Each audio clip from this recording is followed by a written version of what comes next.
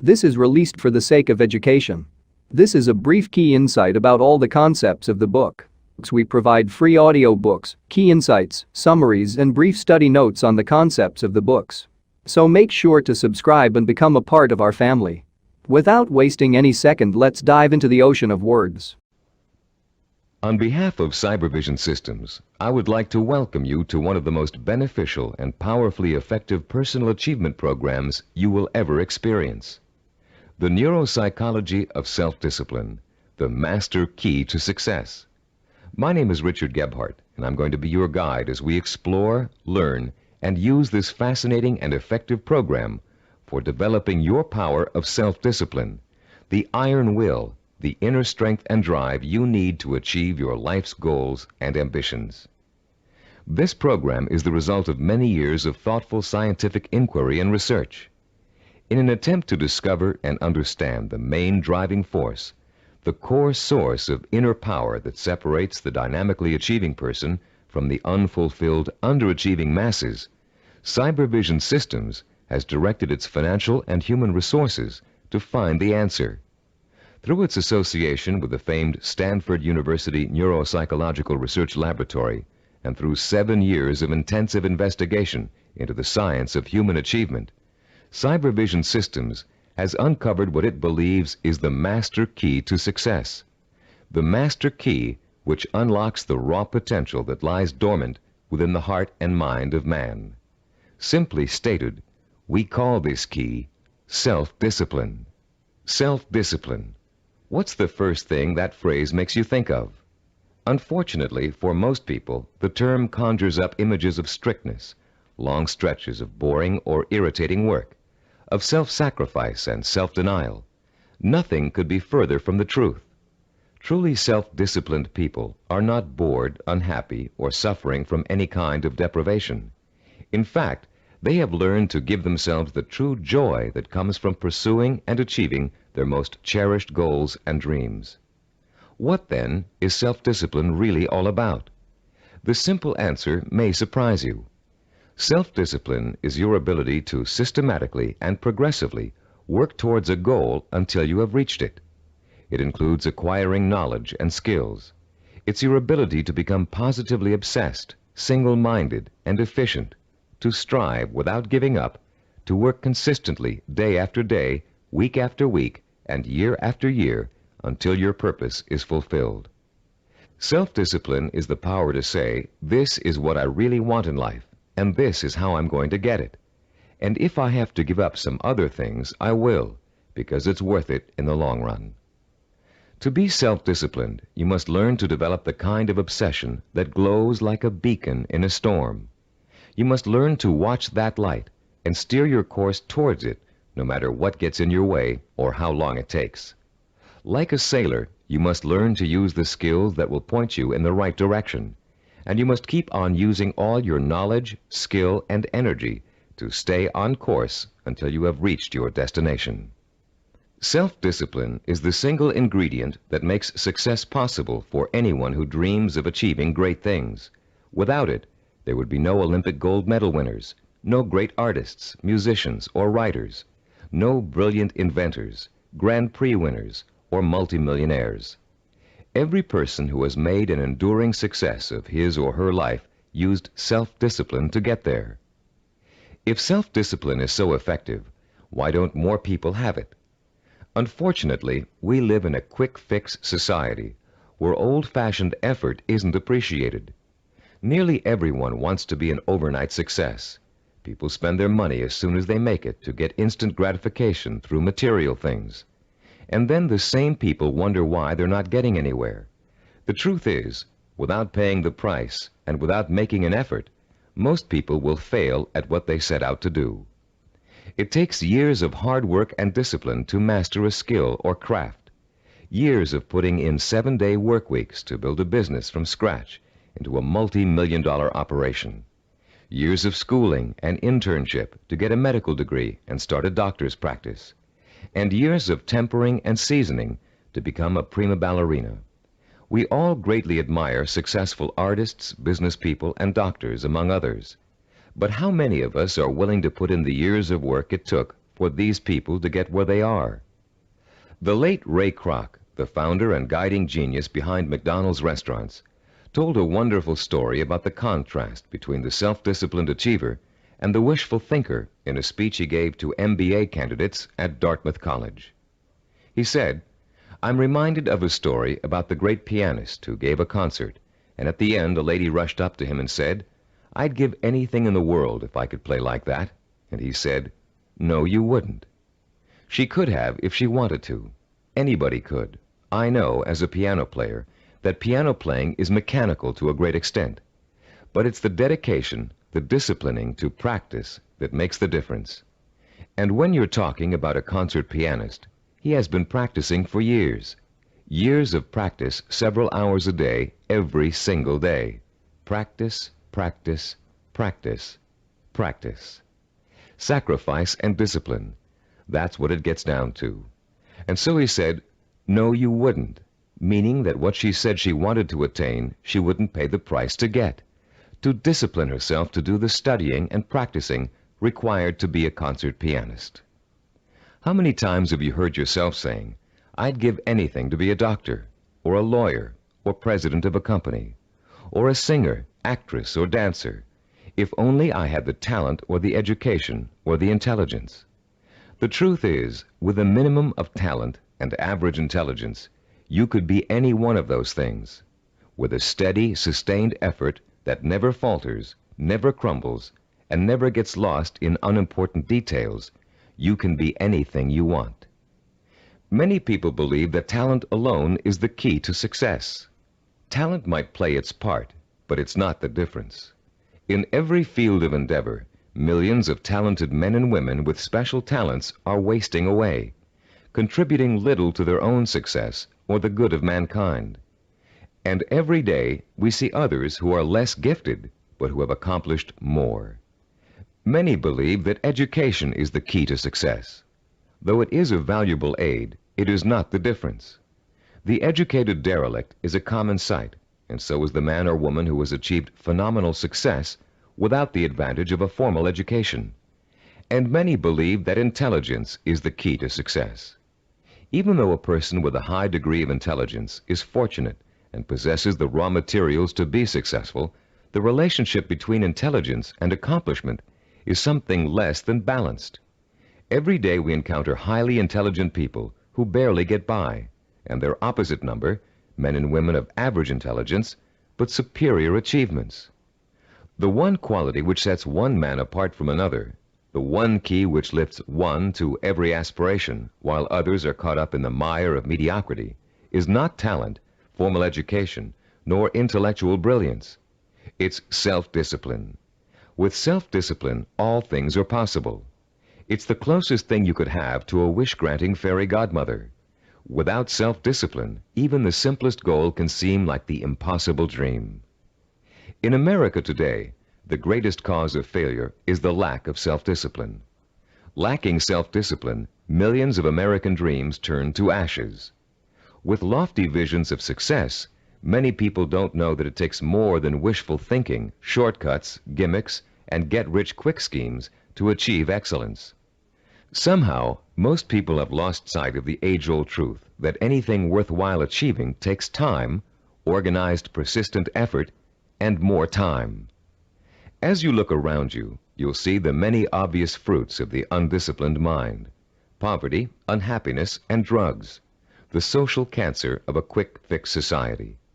But it is the not-so-obvious, more subtle effects of the lack of self-discipline that we address here, the raw power and potential of talented and intelligent people that lies dormant, unchanneled, and wasted, untapped and unfocused because of the inability of these people to commit and mobilize themselves to a course of consistent action.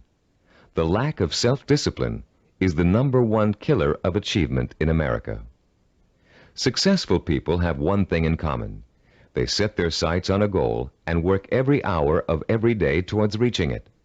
They learned what they needed to do to reach that goal, and they found a way to do it. If it meant taking on an extra job, they took the job. If it meant going to school at night, they attended evening classes. If it meant working countless hours 7 days a week, they worked the hours. If it meant relocating themselves and their families, they moved. Success consists of self-discipline, and self-discipline consists of doing whatever you have to do for as long as you have to do it to get where you want to be. If you truly want to seek your fortune, you must develop the inner strength to relentlessly pursue your vision day after day, week after week, month after month, year after year, until it becomes a reality. And it will become a reality. Stop and think about all the things you wish you'd accomplished, the things you know you could have accomplished if you'd only had the self-discipline to pursue them. Would you have gotten more education? Practiced and practiced at your favorite sport until you had a chance of becoming a pro? Learn to read and write music and play an instrument? Study engineering so you could design and sell the ideas you're always dreaming up? Actually, there are things you've accomplished through self-discipline way back in your childhood. Just think, how long did it take you to learn how to walk? For how many weeks and months did you struggle to stand upright? How many bruises did you get from falling down? And how many times did you pick yourself up and try again? You learned to walk because as a toddler, you became obsessed with learning to walk. You were determined to learn, no matter how hard it was at first or how long it was going to take. Every step you took was a small victory, and every time you fell down, it was just an excuse to start all over. Children are naturally self-disciplined because children believe that everything is possible. Children don't say, "I can't do it." Children say, "I want to do it." When you want something badly enough, and when you believe in it strongly enough, self-discipline will get it for you. Self-discipline is the most powerful tool you own for bridging the gap between wishful thinking and real fulfillment. Without it, you can only stare, as author Amy Gross says, like a window shopper at the good things of life, and shrug and move on. You can have those good things by developing the self-discipline to achieve them. What do you want that you're willing to pay the price for? What means so much to you that you'll spend weeks, months, or years pursuing it? Start thinking about your most cherished dream, because with the power of self-discipline, you're finally going to be able to achieve it, and this program will teach you how. The neuropsychology of self-discipline, your master key to success, will show you how to take the raw materials you already possess, your talent, intelligence, strength, and motivation, and turn them into the assets you need to achieve your life's goals. You'll learn how to gain the knowledge and skills that will set you on the path to success. And you'll learn to develop the kind of positive strength it takes to stay on that path until you have reached the very end. You may think it's impossible for you to develop the kind of self-discipline you see others using to achieve success. You may think you're too lazy, too scattered, too quick to give up. And that may be true of the way you're behaving now. But most people aren't self-disciplined because they never had a chance to experience the kind of joy and satisfaction that comes with mastering their own abilities and applying them to the one thing they really want in life. Once you get a taste of how intoxicating, of how free self-discipline feels, you'll be hooked on it for life. The neuropsychology of self-discipline is not the result of pop psychological and faddish theories, nor does it contain simplistic pablum like success gimmicks found so often in many self-improvement programs. The neuropsychology of self-discipline program incorporates the breakthrough findings of one of the world's most respected brain researchers, Dr. Carl H. Pribram, director of the Stanford University Neuropsychological Research Laboratory, with the practical experience of Cybervision Systems' team of learning experts. Dr. Pribram is one of the most respected and renowned brain and behavioral researchers in the world. Trained as a neurosurgeon, Dr. Pribram has been conducting research into the brain and behavior for over 30 years. His pioneering work and discoveries have led to his being called the father of neuropsychology. Besides his responsibilities at Stanford, Dr. Pribram also serves as the Director of Advanced Research for Cybervision Systems. The neuropsychology of self-discipline incorporates two of Dr. Pribram's revolutionary discoveries. The first is his finding that our behavior is governed by images of achievement, and that without these images, we cannot mobilize and motivate ourselves to achieve our goals.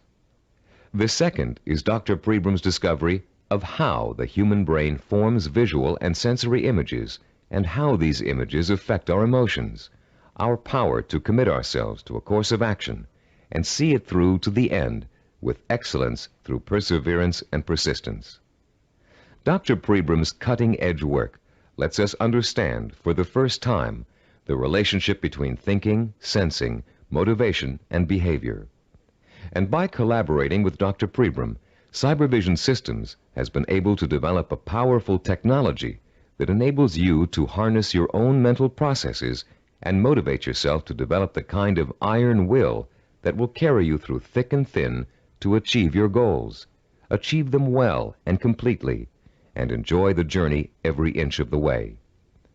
You don't have to be a scientist to understand, apply, and benefit from these principles. All of the complex research, development, and testing has already been done for you. We've turned Dr. Prebram's research results into a simple but powerful technology anyone can use to learn the beauty and joy of true self-discipline. Your Neuropsychology of Self-Discipline program centers around 3 points of organization. First, in Session 2, you'll be introduced to a description of 10 characteristics of goal-achieving, highly disciplined people. Countless hours of research and interviewing went into gathering this information, all to discover the tools these people used to develop and exercise their powers of self-discipline. These characteristics will become a model or benchmark that you will strive to incorporate into your life. By keeping these characteristics close in mind, you'll have an achievable ideal against which you can measure your own behavior and habits as you strive to acquire and make permanent the skill of self-discipline. The second crucial section of this program is what we call the Knowledge and Information section. In Session 3, you'll be systematically guided through the easy-to-understand and learn principles of Cybervision's power of self-discipline. You'll learn once and for all that the power of self-discipline is the master key to your success. Not only will you learn why, but you'll thoroughly understand, in depth, the power principles of self-discipline. The third, and to you the most important section of the program, is what we call Action and Implementation. In Sessions 4 through 10, you'll begin the actual process of becoming self-disciplined, of developing the core skills that will enable you to achieve anything and everything you desire. You'll start by learning how to determine exactly what it is you want to achieve in your life. You'll then learn how to select role models who have already achieved what you desire to achieve and learn patterns of success from them. You'll discover how to transform those desires into emotion-provoking imaginary blueprints, sensory images rich in sight, sound, touch, taste, and smell, images that excite and stimulate your emotions. You'll learn how to overcome the poisonous doubt that gnaws deep within you as you dwell and reflect upon your chances for success. You'll learn how to determine the knowledge and skills you need to achieve your desire and how to plan your time so that you can progressively achieve your goal over a sustained period of time.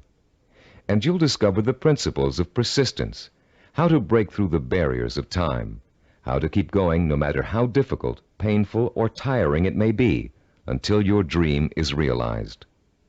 Once you have mastered the principles of self-discipline, you'll discover that nothing, literally nothing, is impossible for you. You will feel like a lean, hungry lion who has just been set free from temporary captivity, proud, aggressive, and equipped with the instincts and tools of survival. Included with this program is a personal study guide. It was designed to assist you in mastering the materials and applying the techniques contained in the audio cassettes. Use it well, for it will help you every step of the way in developing the power of self-discipline. Before you go any further with the audio cassettes, please read the introduction in the study guide. Complete the written exercises for this session, Session 1. Then prepare yourself to listen to Session 2 by first reviewing the background information on Session 2 in the study guide. By following the principles of this program, you will, for the first time in your life, be able to achieve whatever it is you desire and accomplish it with the pride of excellence. Talking about success is one thing. Anybody can do that. Achieving it day by day month by month, and year by year is another. That's what you're going to learn in this program. How to do it. Behind every great achiever, there's another achiever. It may be someone close to home, a parent, teacher, or friend. It may be someone who's currently famous. Or it may be a historical or mythological figure. There are probably many young cadets at West Point and Annapolis today who secretly dream of someday repeating the astonishing feats of General George S. Patton, the legendary World War II hero. Yet Patton himself attributed his success on the battlefield to great military leaders of the past. From early childhood, one of his favorites was Alexander the Great, the young Greek ruler who nearly conquered the world over 2,000 years ago. Fascinated by Alexander's repeatedly successful conquests and his dashing personal style, Patton read everything he could about the ancient warrior.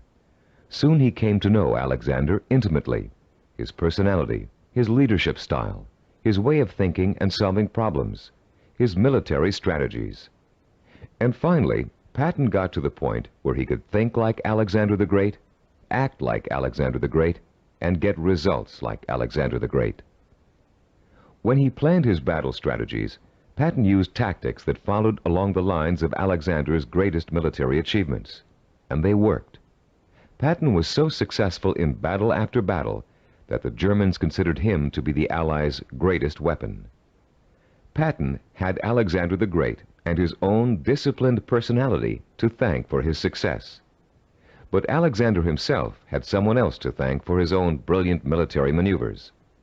Alexander drew his inspiration from the mythical Greek god Hercules.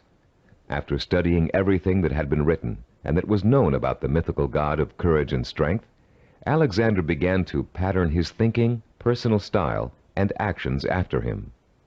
There are countless other examples of the great learning from the great. Baseball champion Babe Ruth was once asked how he developed the hitting style that made people call him the king of the home run hitters. Ruth replied that he had simply studied and copied the greatest hitter of his time, a player called Shoeless Joe Jackson. Most, if not all, great achievers draw their inspiration, their style, and their strategies from role models. How much we eventually achieve in life may well boil down to one simple ingredient: the quality of the models we choose to emulate. All human behavior begins with models. We learn to walk, talk, dress, and feed ourselves by watching our families doing those things every day. But we learn more than simple everyday activities from the people who surround us as we grow up. We also learn how to think and behave by watching the way they do. Some people have excellent role models, successful parents, or a family friend who has achieved far beyond the ordinary. But having a role model is just the first step toward becoming a disciplined achiever. You must use that model, make it a part of your own personality in order to succeed. This program will take you through the entire process, from start to finish. In this session, you're going to start by being given a role model of your own, a model of the disciplined, motivated achiever. You'll learn the 10 dominant characteristics of that model and be able to compare your own behavior to it. And you'll also learn about its opposite, the undisciplined underachiever, and why that person is destined to fail. Years of research have gone into the creation of this model. Cybervision has studied people who have been successful in business, education, science, the arts, and other fields. These people were tested for the possible presence of dozens of characteristics and attitudes. And when all was said and done, Cybervision found 10 qualities that were common to every one of them. Understanding the characteristics of the highly disciplined achiever can be as inspiring to you as Alexander the Great was to George Patton. Together, they will form a living, breathing picture of the type of person who is highly self-disciplined and who gets things done. With this picture in front of you, you'll have a model to pattern your own behavior after, and you'll be able to begin to reshape your life along rewarding, achievement-oriented lines. As you listen to these 10 characteristics, compare your own behavior to each one. The idea isn't to become discouraged because you're not living up to an ideal. Rather, concentrate on rating your strengths and weaknesses so you'll understand from the beginning what areas you need to work on the most. Recognize that, as a Chinese philosopher once said, the journey of 1,000 miles begins with a single step. You've already taken that first step by acquiring and beginning to use this program. Now, let's discuss the 10 characteristics common among highly disciplined achievers. The first characteristic of a self-disciplined achiever is a strong, well-defined sense of purpose. The self-disciplined person knows precisely what he or she wants and will go for it, even if it means sacrificing other things in life to get it. Take Norwegian explorer Roald Amundsen, for example. In 1887, when he was a boy of 15, Amundsen read the story of Arctic explorer Sir John Franklin. He was so inspired by Franklin's adventures that he secretly resolved to dedicate his life to polar exploration. And since no man had yet physically found the South Pole, Amundsen set his sights on being the first. His mother had other ideas. She wanted her son to be a doctor and insisted that he attend medical school. At first, Amundsen gave in, but then, unhappy and frustrated, he quit school, joined an exploration party, and went to sea. Amundsen spent years apprenticing in the treacherous Antarctic. It was hard physical work, and there was a lot to learn. He studied nautical techniques until he became a master sailor, and then he began to organize his own expeditions. 24 years after Amundsen chose his goal, he succeeded in achieving it. In 1911, he became the first man to find the South Pole. Contrast Amundsen's single-minded pursuit with the profile of a person who isn't sure what he or she wants to accomplish. The purposelessness personality drifts through life uncertainly, always searching, never finding. This is the type of person who changes jobs, leaves relationships, and starts projects but never finishes them. It's someone who never stays with anything long enough to become successful at it. People today are becoming more and more afraid of commitments. They're afraid of committing themselves to one career. They're afraid of committing themselves to one relationship. They're even afraid to commit themselves to staying in one place for very long. They talk about leaving their options open. Ironically, these people are very much committed to failure, because without a sense of purpose, they can't apply themselves to any one thing, and without applying themselves, they can never succeed. Look around you, and you'll see 40-year-olds and 50-year-olds who are still jumping from job to job, from relationship to relationship, always searching for an answer somewhere. They'll never find it. The second characteristic of the self-disciplined person is that he or she seeks out and uses positive role models, often called mentors. Patton found and learned from Alexander the Great. Roald Amundsen got his inspiration from Sir John Franklin. To be self-disciplined, you must find a mentor who can inspire you with his or her own example of discipline. This person will instill you with a sense of real possibility, the belief that if he can do it, so can I. The person who has no self-discipline tends to identify with and tries to emulate people whose values are quick fix. The undisciplined think success can be achieved through gimmicks, luck, or who you know. For this reason, they actually distrust and resent the truly successful. They cannot bring themselves to admit that it takes hard work and consistent effort to reach a lifelong goal. Rather than working to get their own lives in order, these people blame their lack of success on bad breaks. They will always have bad breaks until they give themselves a break. The third quality that distinguishes the self-disciplined person is the strength of his or her imagination. Self-disciplined people use a goal-setting technique called sensory vision. Robert Kennedy's immortal words explain it very well. Kennedy, himself a highly disciplined achiever, said, "Some men see things as they are and ask, why? I see things as they could be and ask, why not?" The key to developing this kind of vision is learning to use your imagination in a clear, creative way. Once you've decided on a goal, you must learn to visualize the outcome with strongly detailed, sensory-rich images. You must learn to clearly imagine the rewards of success through sight, sound, touch, taste, and smell. The French have an expression, déjà vu, which means already seen. The self-disciplined, when they reach their goal, have this sense of déjà vu, because they have already been there thousands of times in their imaginations. You can be sure General Patton knew what victory felt like long before he fought his first battle. And for Roald Amundsen, reaching the South Pole must have felt like a homecoming. The great film director Alfred Hitchcock said that the actual process of directing a film was almost anticlimactic for him.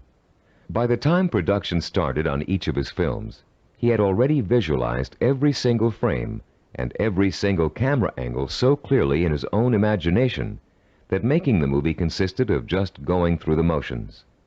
Hitchcock began each project with a template of what he wanted clearly and firmly set in mind. Those who lack self-discipline also lack vision. They have only the vaguest images of goals they might, maybe, someday want to achieve. These people are quite capable of creating sensory-rich visions, but unfortunately, they tend to apply those visions to scenarios of failure rather than success.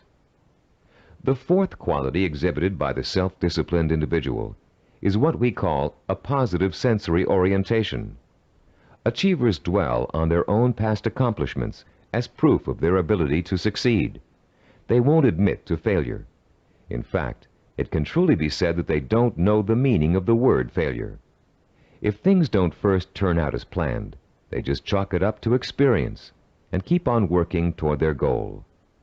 Self-disciplined people are so eager to learn that they feel every bit of life experience just brings them closer to achieving success. They're not afraid to try new approaches if old ones don't work anymore. They never lose sight of their goal, but they're open to more than one way of achieving it. And this kind of positive attitude ensures that they will. Those who lack self-discipline waste precious time and energy dwelling upon past failures. Through a vicious cycle of negative reinforcement, they use those perceived failures as an excuse not to try again in the future. They develop a fear of failure, a fear of making the effort, and failure generates failure. If you're convinced you can't do something, you won't be able to do it. The characteristics we've discussed so far all add up to a quality called self-assurance. The self-disciplined have a strong gut-level belief in themselves and their ability to succeed that is truly unshakable. Deep down in their hearts, they know they can do it, and no one can convince them otherwise. When Christopher Columbus set out to find a new route to the West Indies, Europeans thought he was crazy. The world is flat, they told him. If you sail west, you'll fall off the edge and be devoured by monsters. But Columbus believed the world was round, and he stubbornly applied to every monarch in Europe until he found one who would finance his voyage to what turned out to be the New World. The disciplined achiever is fueled by self-confidence, but the undisciplined are hampered by self-doubt. This foreboding of failure haunts them in everything they attempt to do, and effectively slams the door shut on any possibility they might have of succeeding. The sixth characteristic that self-disciplined people share is their ability to plan and organize. The self-disciplined achiever knows how to take his or her goal and break it down into pieces that can be worked on one at a time. Priorities are set, and the important tasks are tackled at the beginning. This practical, methodical approach is the only way to achieve success, no matter what your endeavor. When Henry Ford designed the Model A, he had a goal in mind. He wanted every American to be able to afford to own a car, his car. But in those days, cars were hand-built, and the time and effort involved in making one resulted in a very expensive price tag. Ford knew he had to find a faster, cheaper way to build cars. So he patiently worked and planned out a radical new idea, the assembly line. Each person on the line would perform just one task, enabling them to perform it quickly, and an entire machine could be assembled in record time. People laughed and said it wouldn't work, but Ford had spent years planning it out in every detail, and it did work. The assembly line became such a success that other industries began to use it as well. One man's careful and patient planning launched a new industrial era. Contrast Henry Ford with the typical man on the street. His attention is scattered, and he's disorganized. He either has no idea what he's going to do next, or he has so many irons in the fire that he can't keep track of them all. Maybe he's trying to start a business, but he's busy hiring employees when he still doesn't have any clients or office space. Maybe he's decided to switch careers, but he's already planning how to spend all the money he's going to make, even though he's going to need 4 more years of schooling before he can begin to practice his new career. This type of person is wasting time and energy. Without a detailed game plan, and without following that plan as closely as possible until you reach your goal, you can spend your life floundering among half-started projects and missed opportunities for success. Many people think all you need to be successful is a great idea, but without planning, organization, and hard work, the most brilliant ideas aren't worth a dime. Which brings us to the 7th characteristic common to self-disciplined achievers: their ability to acquire the essential knowledge and skills they need to put their game plan to work. Achievers recognize how important it is to learn, and they're willing to make the necessary sacrifices to complete their own personal education. Sometimes this means going back to school. Sometimes it means spending weeks or months gathering information on a particular subject and talking to the kinds of people who can help. Sometimes it means taking a new type of job just to acquire certain skills. What it always means is a commitment to learning what must be learned in order to make a goal achievable. If you want to become a doctor, you must first study pre-med, then go to medical school, and then complete your internship before you can set up a practice. Anyone who thinks he can become a physician without doing all of those things is just dreaming. If you want to run your own business, there are ways of approaching your business education. You can go to graduate school and get an MBA. You can work for someone else in the type of business you want to start and get hands-on experience before going off on your own. You can find a partner who knows how to run a business and take on less responsibility in the beginning, watching what your partner does and learning the essentials. Those without self-discipline are always looking for shortcuts. They take weekend courses and think they're highly qualified for a new profession. They listen to one person's advice and think they've heard it all. They try to start a business without business plans. Going through a real learning process is too much trouble. Why is it so much trouble? Because the undisciplined person lacks patience, the 8th quality on our list of self-disciplined characteristics. The kinds of patience Christopher Columbus and Henry Ford exhibited. The kind of patience engineer Washington Augustus Roebling demonstrated in finishing the building of the famous Brooklyn Bridge. Roebling's father, John Augustus, was the brilliant engineer who designed the Brooklyn Bridge and began overseeing the building of it in 1869. It was going to be the first steel suspension bridge in the world, a feat of engineering for its time. But the project had hardly begun when the elder Roebling suffered a fatal accident, and someone had to carry on. That someone turned out to be his son. Washington Augustus Roebling took over where his father left off. But just 3 years later, he contracted Caisson's disease from spending so much time underground. The illness left him almost completely paralyzed, in great pain, and confined to a wheelchair for life. Some people would have given up the project under those conditions, but Washington Augustus didn't. Instead, he moved to an apartment in Brooklyn Heights that overlooked the bridge, and he sat all day at the window, watching the work as it progressed and supervising it from his living room. Messengers ran back and forth, conveying his instructions to the workers on the bridge. Washington Augustus worked this way for 11 years, until the bridge was opened in 1883. Obviously, the younger Roebling's patience paid off, mostly because he, like other self-disciplined achievers, was not intimidated by time. Roebling would have sat at that window without complaint for 20, 30 years or more in order to finish his project. It meant that much to him. Later in this program, we'll explore further the special relationship between the highly self-disciplined and time. For now, we'd like to point out that time becomes immaterial to those immersed in pursuing a goal.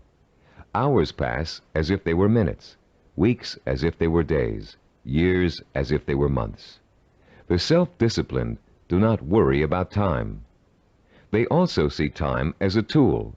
Accomplishment takes time, and people who wish to achieve have all the time in the world. Because every moment they're working towards their goal, they know they are coming 1 minute closer to reaching it.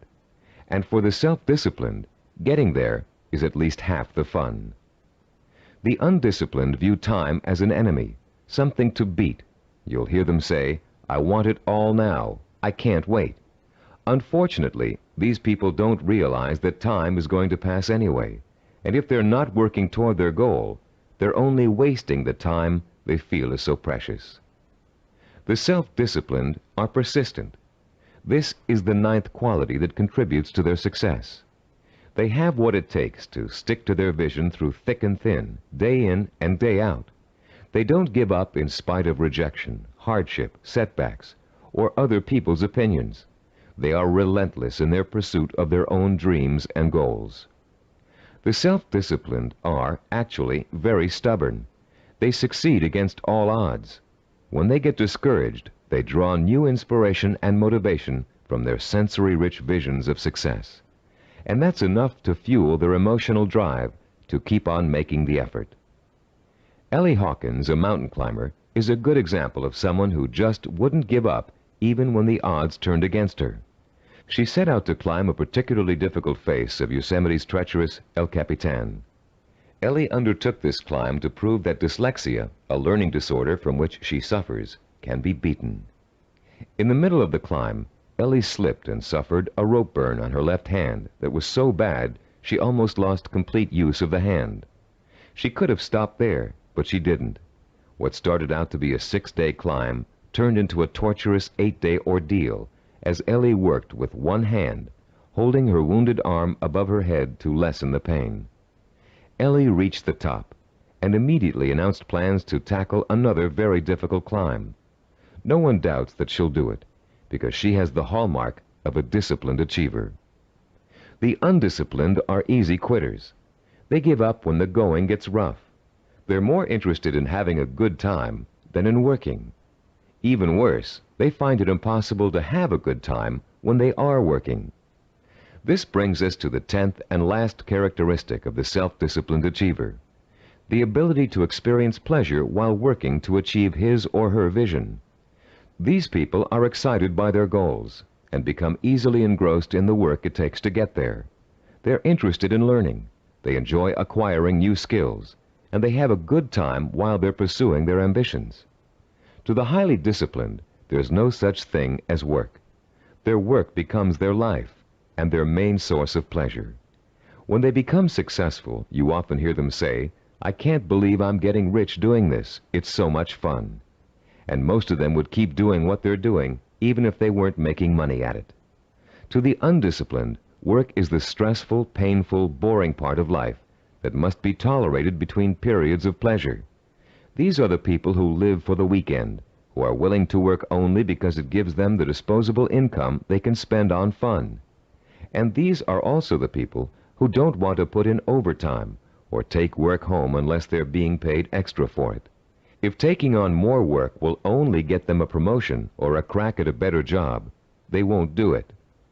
Now that we've identified the 10 qualities common to all self-disciplined achievers, we'd like you to begin comparing yourself against the model characteristics we just discussed. This self-assessment will give you a good idea of your own strengths and weaknesses. After you've finished listening to this session, turn to page 11 of your study guide and follow the instructions for using the personal assessment form you'll find there. Let's summarize the characteristics of self-disciplined achievers. First, they have a strong, well-defined sense of purpose. They know what they want. Second, they seek out positive role models for inspiration and learning. Third, they use sensory-rich visions and a vivid imagination to set the stage for their own achievement. Fourth, they have a positive sensory orientation.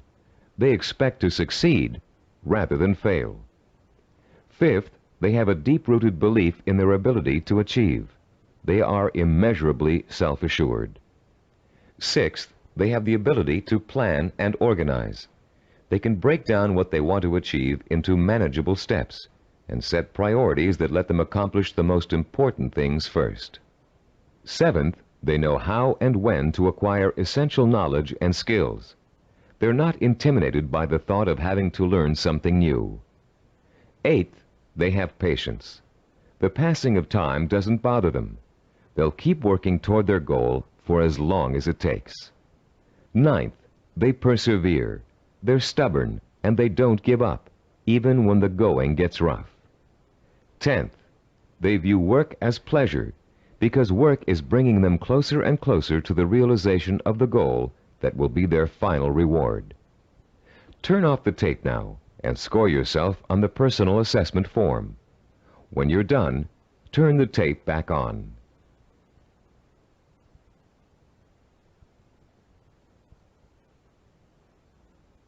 Welcome back.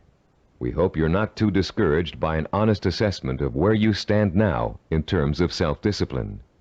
Remember, you've already taken the first steps toward making a positive change in your life, and you will experience that change by the time you finish this program. Nothing will be impossible for you once you develop and harness this inspiring and enduring power of self-discipline. And, as you'll soon find out, self-discipline is not so difficult to develop as you might think. As a matter of fact, using this program is going to be your first exercise in acquiring it. Already, you're on your way. In the next session, we'll explore the power behind the characteristics we've just discussed.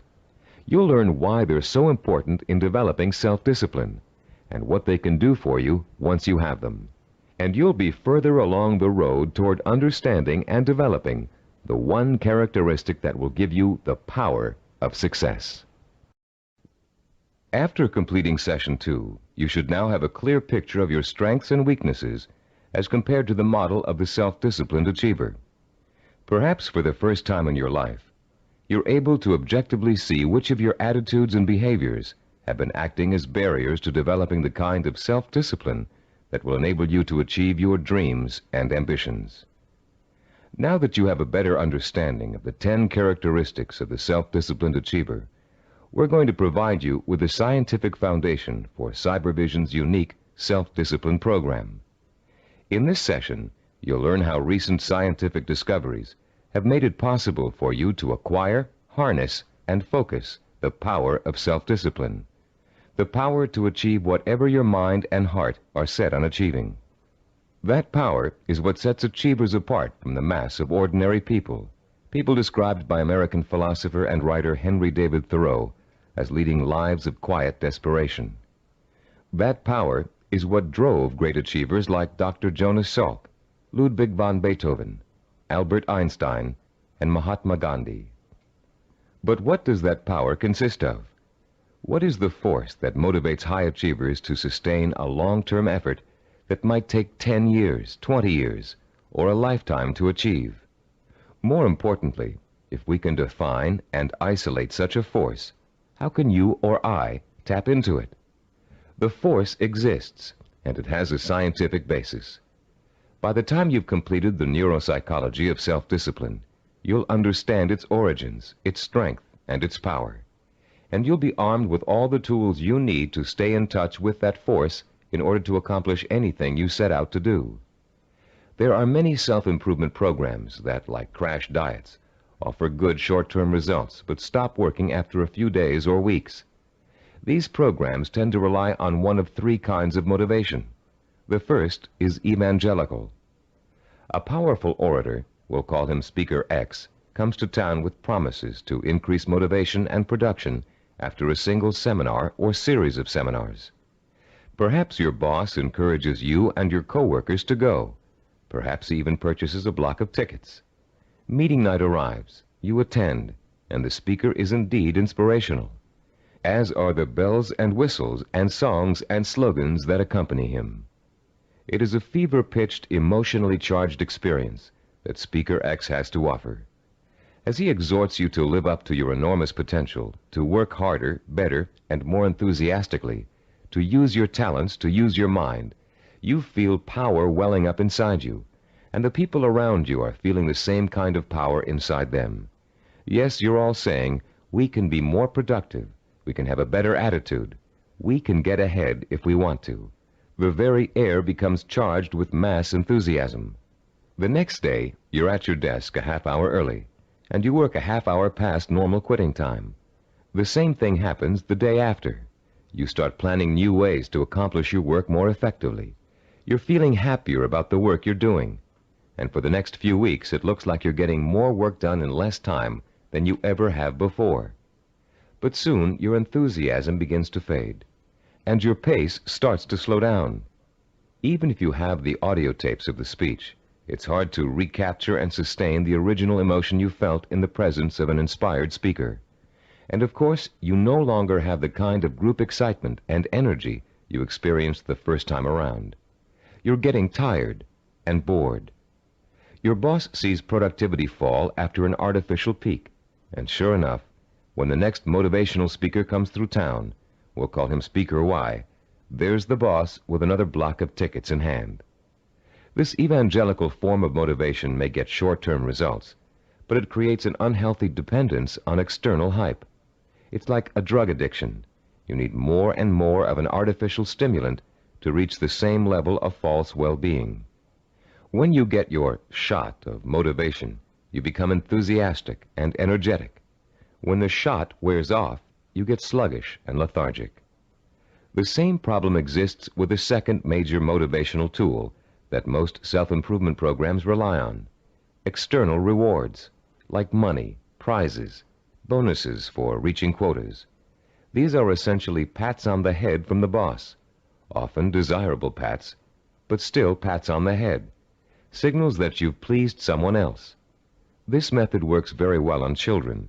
Unfortunately, it tends to create a childlike dependence on outside rewards, even in adults. Like evangelical speakers, this carrot and stick approach produces only short-term results. External rewards do not increase individual commitment, and most people tend to adapt to them quickly, soon expecting bonuses as a matter of course, and not because they performed above and beyond the call of duty. Rewards are manipulative. People who give them out are always asking themselves, how can I motivate my staff? The truth is, to be truly effective in the long term, motivation must come from within. The third classic motivational tool is a familiar one: fear. Humorists Carl Reiner and Mel Brooks created a comedy album in the early 60s in which Reiner, as a journalist, interviews Brooks, who plays a 2,000-year-old man. Eager to know about life in the distant past, Reiner asks Brooks, what was the major form of transportation in those days? Brooks replies, fear. Fear transported you. Reiner is puzzled. Fear, he asks. Brooks responds, yeah, fear. You see, an animal would growl, and you would go 2 miles in a minute. It's true, fear is a great motivator. If you don't perform, something undesirable happens. You lose your job. There go the house payments, the car payments, the kids' college tuition, and so on. As the mental dominoes fall, you're motivated to keep performing. But while fear may bring short-term results, it also brings resentment and rapid burnout. It doesn't take long before you're angry at the system that's keeping you going. And anger makes you less productive, which increases your fear. It becomes a vicious cycle with an unpleasant ending. It should be pretty clear by now that these motivational systems aren't motivational at all. Each of them relies on an external stimulus and an artificial situation. And each relies on an initial burst of emotion that fades rapidly when the new situation becomes habitual. You may have tried several of these motivational or goal-setting programs in the past. Perhaps they even contributed to your sense of self-awareness. If so, you've no doubt learned that self-awareness alone is not sufficient to motivate change. It's easy to identify self-defeating behaviors. It's easy to plan strategies for eliminating them. It's easy to turn over a new leaf, but it's very difficult to sustain change for a long enough period of time for your new behavior to become as ingrained in your character as your bad habits were in the past. Having a roadmap is not enough. You need fuel. The key to developing self-discipline, the power to persistently pursue a long-term goal without giving up until the goal is achieved, is the fuel of internal motivation. It would be nice if we were all born with the patience, drive, and skill it takes to achieve any long-range goal or complete any long-term project. But we're not. Self-discipline is a learned behavior. Years of research at major American universities, primarily California's Stanford University, have proved it. And Cybervision's own research into the latest learning theories of behavioral scientists have confirmed that self-discipline is an acquired characteristic with a basis in behavioral science. The neuropsychology of self-discipline has been developed according to materials gathered from two major sources. Our information comes from our own research into the way human beings learn, and from the revolutionary discoveries about the structure and organization of the human brain made by Dr. Carl Pribram. Head of Stanford University's Neuropsychology Research Laboratory, Dr. Pribram is one of the most respected brain scientists in the world. Trained as a neurosurgeon, his research into brain function led to a deep interest in the behavioral sciences. His pioneering work in both of these areas led to the fusion of the two into the science of neuropsychology.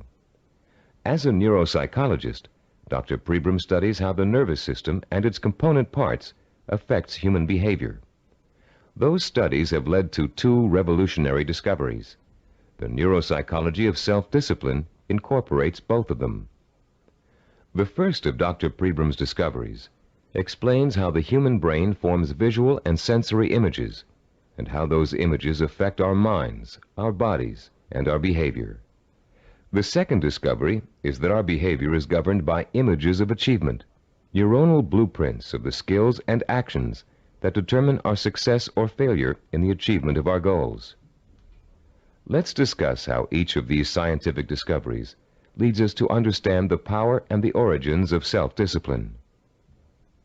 Many scientists and psychologists have believed for years that the human brain barely distinguishes a real experience from an imagined one.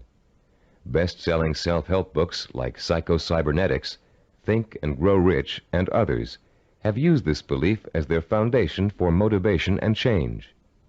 This idea has also been the cornerstone belief of people involved in metaphysics and the human potential movement. The idea that the brain cannot tell the difference between a real experience and an imagined one has never been scientifically proven until Dr. Pribram's research showed us that it is true. But Dr. Pribram's research did not prove that, as many people think, all you have to do is imagine what you want, and through the magical power of the mind, you will achieve it. If this were true, achievement would be easy. And as anyone who has tried to achieve a long-term goal will tell you, it is not. Put into its proper perspective, this concept of imagination is critical to achievement, but not because imagination possesses a magical power to attract success like a magnet.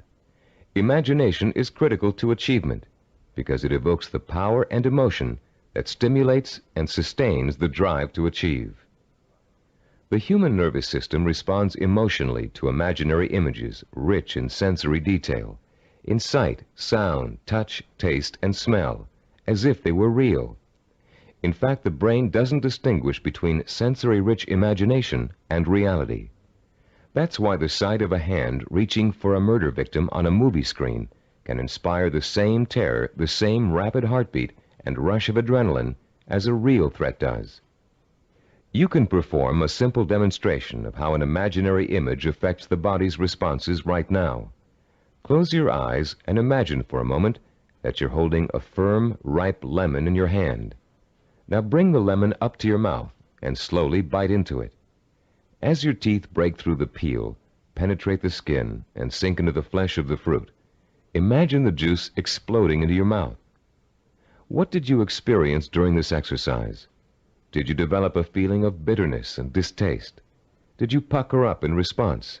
Did you begin to salivate, as you would if you really took a bite out of a lemon? The feeling of bitterness is an emotional response, provoked by the imaginary sensation of the lemon juice being absorbed by the mucous membranes in your mouth. The buildup of saliva was a physiological response.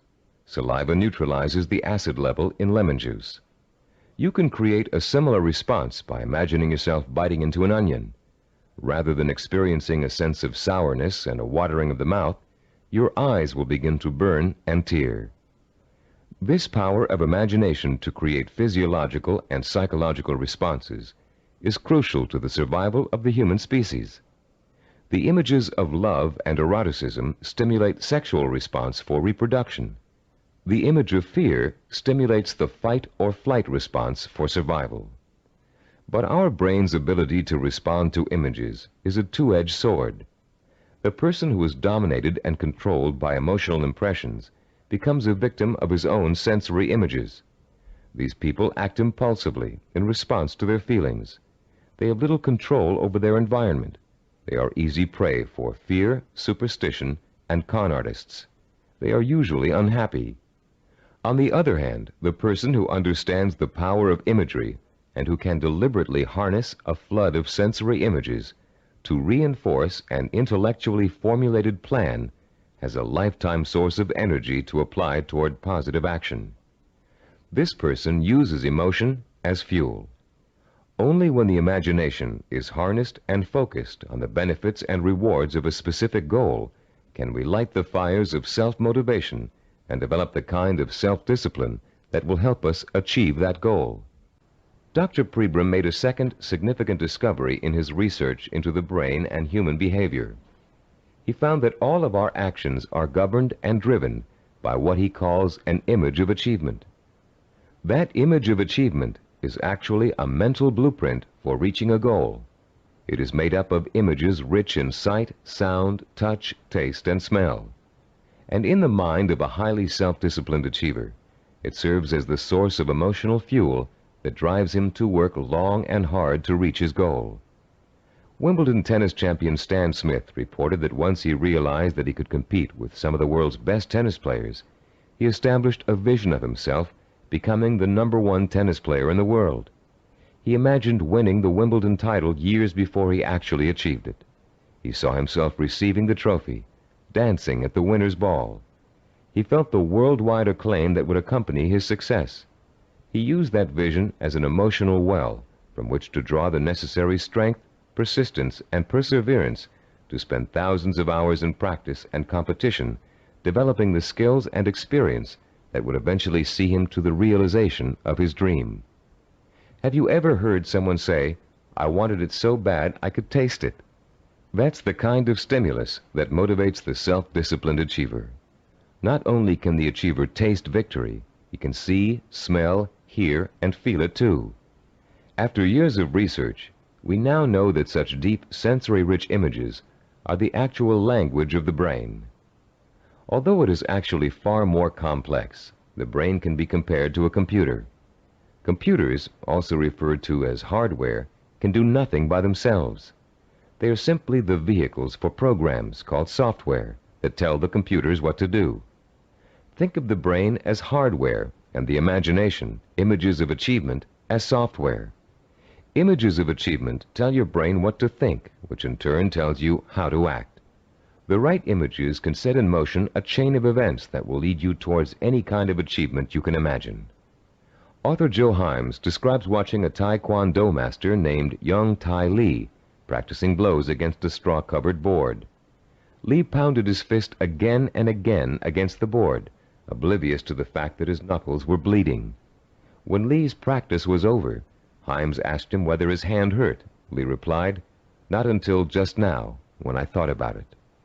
When Himes looked astonished, Lee explained further, "When I was striking the Makawara board as you came in, my mind was on my home in Korea. Though I was standing here, I was seeing the mountains I knew as a youngster and the children I played with, hearing their laughter and my mother's voice. I was unaware of the pain in my hand." Lee then told a dramatic story of his own Taekwondo master, who once underwent a sinus operation with only his own concentration for an anesthetic. "How was that possible?" Himes asked. "Regulate your breathing," Lee replied. "Fix your eyes and mind on something else, perhaps a rock or a spot on the floor or ceiling. Concentrate on that object, savor it, taste it, give it color, and smell the dimension. Let it absorb all your thoughts and concentration, and the pain will diminish." If we replace the word object in Lee's description with the word goal, we have the perfect description of a sensory blueprint. Concentrate on that goal, savor it, taste it, give it color, and smell the dimension. Let it absorb your thoughts and concentration. This ability to use sensory images to marshal one's powerful sensory impulses toward a goal is the essence of self-discipline. We are all born with imagination. Self-disciplined achievers have learned to use it to achieve even the most seemingly impossible goals. The self-disciplined achiever begins the journey to success with imagination. He asks himself, if I can have whatever I can imagine, what do I want? What is my purpose? When he has defined that purpose, he uses his imagination to create a vision of achievement, a sensory-rich image that will evoke an emotional response so strong that he is driven to action to bring his vision to life. And when he has achieved that goal, he uses his vision to create new goals, for the self-disciplined achiever never stops. He has learned such a powerful method for becoming successful that the pleasure of succeeding has for him become life itself. The self-disciplined achiever also uses imagination to change his goal whenever necessary. As images evoke emotion, and emotion propels him to act, he gets closer and closer to his goal. And the closer he gets, the more his reality changes. When it changes in such a way as to make his original goal either impossible or undesirable, he changes that goal to fit his new reality. The self-disciplined achiever creates a feedback system that ensures that he will never give up, and he will ultimately achieve what he wants. This is where most people fall down. They're working towards a goal, and suddenly circumstances interfere with that goal. They get sidetracked. Then when they try to get back on course, it doesn't work. Because their original goal does not fit their new reality, they think they have failed, and they give up. In the same circumstances, the self-disciplined achiever uses his or her goal visualization as a reality check. If reality suddenly dictates that the original goal won't work, the goal must be altered to fit reality. The achiever has not failed. He or she has set a new course that will lead to success. Take someone who sets out to become an obstetrician. After 4 years of pre-med and 2 years of medical school, our self-disciplined achiever suddenly realizes that she's far more interested in becoming a neurologist. Should she drop out of medical school? Of course not. She'll simply switch her visual blueprint to another field of medicine and change her plans for where she'd like to intern after medical school. She doesn't think of herself as a failed obstetrician. She thinks of herself as a successful neurologist. Or take the businessman who wants to open up a retail store in his neighborhood. During the knowledge-gathering process of talking to other business owners, discussing loans and insurance with bank officers, and looking into buying franchises, he discovers that a retail operation won't really fit his particular talents or expectations. Instead, he realizes he's a perfect candidate for starting a direct marketing company. So he changes his vision and his direction to fit his new goal. For these people, the fire still burns, but the trial and error process of working towards their goal has led them in directions they wouldn't originally have thought to go in, and they will be successful because they're flexible enough to grow and change as their goals grow and change. The relationship between vision, self-motivation, and achievement can be condensed into an easy-to-understand 7-step formula for developing self-discipline. As we explain that formula, you can refer to your study guide and follow along as we talk about the 7 keys to self-discipline outlined in Diagram 3.1. The first step in developing the power of self-discipline is to create a purpose. You must define a cause to which you can wholeheartedly commit your time, resources, and energy. This cause points you in a direction. It gives you a reason for making the effort. It lights a small spark inside you that will soon begin to burn with emotion and drive. The second step is to find role models who have already achieved what you want to achieve. Study their life patterns, their methods and techniques for reaching their goals. Let their example inspire you, and realize that they are normal people just like you, but they are self-disciplined people. With the power of self-discipline, you can achieve as much as they have. With a firm purpose in mind and an exciting sense of possibility sparked by your role models, you'll find yourself developing a strong-willed emotional belief in your ability to succeed. The first small spark of hope is turning into a glowing ember of possibility. In the third step, you'll translate your feeling of possibility into a sensory-rich vision of success. At this point, with a vision rich in touch, taste, sight, smell, and sound in front of you, you'll make the leap from the possible, "I think I can do it," to the heartfelt, "I know I can do it." Your vision and your belief will fan the embers of conviction until they burst into a flame of emotion that incites you to action. This all-encompassing flame of emotion is the fourth step of the formula. It is what gives you the energy, the creative power, and the desire to single-mindedly see your vision through to its successful completion. Motion is the root word for emotion. The original meaning of the word emotion is, in fact, a moving, a stirring, an agitation, which is precisely what happens when belief in your goal catches fire. The fifth step in our formula is planning, the first bit of action inspired by your emotion. Through effective planning, you can identify and map out the steps you need to take in order to make your vision a reality.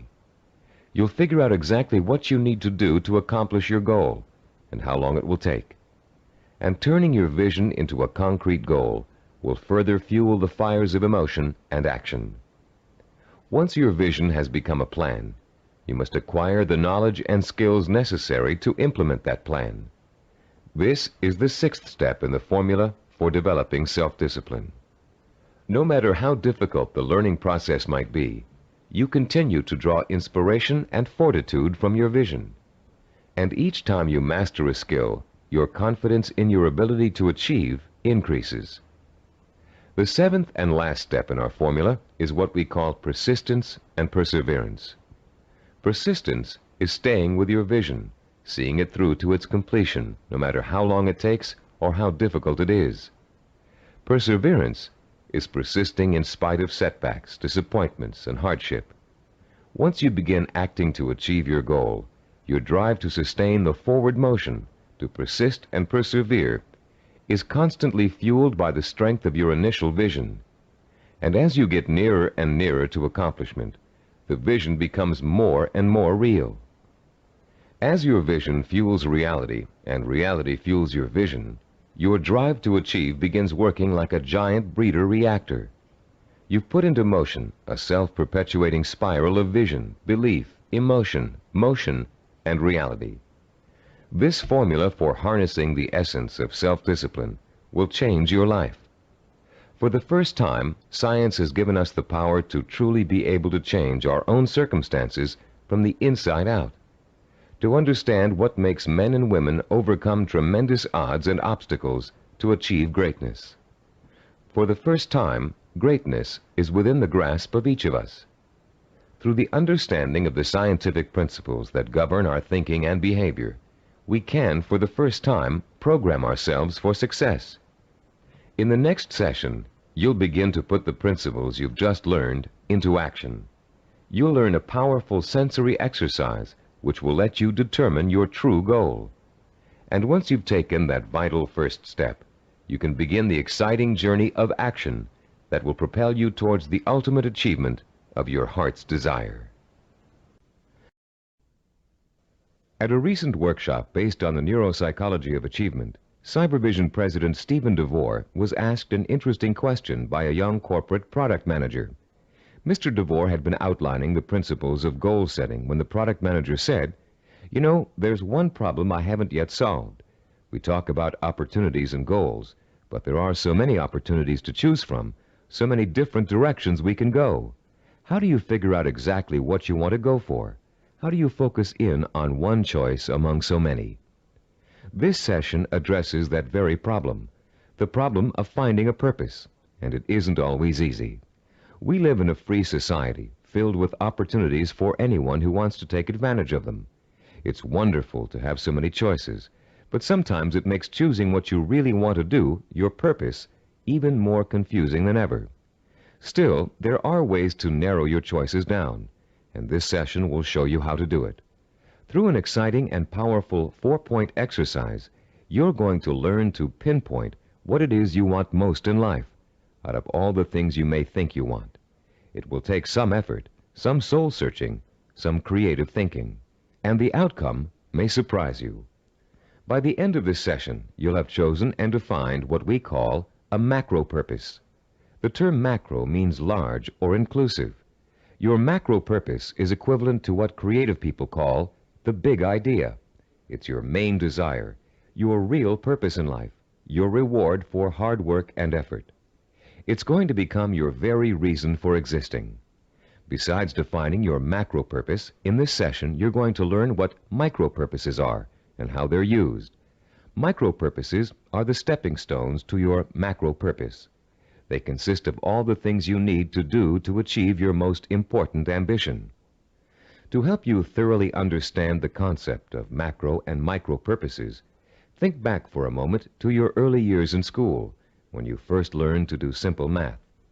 Remember what a struggle it was to understand how to add, subtract, multiply, and divide? Numbers seemed a mystery to you back then, and you may have thought you'd never learn how to perform the most basic math functions. At the time, learning math for you was a macro purpose, and all the elements of learning it were micro purposes. You had to learn to count, for one thing. You had to learn the symbols for addition, multiplication, subtraction, and division. And you probably had to memorize the multiplication tables. As an adult, math seems to hardly be important, but you couldn't balance your checkbook or manage your money without it. And if you're a stockbroker, accountant, retail store manager, or bank teller, among other things, math is an important part of your job. So math was a micro purpose that helped you launch your present career, your macro purpose. If your desire is to earn a college degree, a macro purpose, you must take a certain number of courses and amass a certain number of credits. Each course you take that counts toward your degree is a micro purpose. But if you want to be a doctor, earning a bachelor's degree by itself is only a micro purpose. You still have to attend and graduate from medical school and complete an internship, more micro purposes, before you can be licensed to practice medicine. As you can see, macro and micro purposes change according to your stage in life and what you want to accomplish at the moment. A teenager may enter college with no clear idea of what he or she wants to do except finish school, the macro purpose of the moment. But by the third year of school, that student may decide on a career that requires additional schooling and a period of apprenticeship. So finishing school becomes a micro purpose, a stepping stone to a rewarding career. But macro and micro purposes don't just apply to careers or lifelong goals. Setting a macro purpose and determining what micro purposes are necessary to achieve it is an excellent way to help you accomplish any goal, no matter how large or small. It's a logical and creative process that lets you organize your thoughts and actions to make your goal clearer, more rational, and easier to achieve. Just imagine for a moment that you're stranded alone in the wilderness on a freezing winter day. It's late afternoon, and there's no hope of rescue before the next morning. Somehow, you have to figure out a way to survive the bitter cold night, your macro purpose.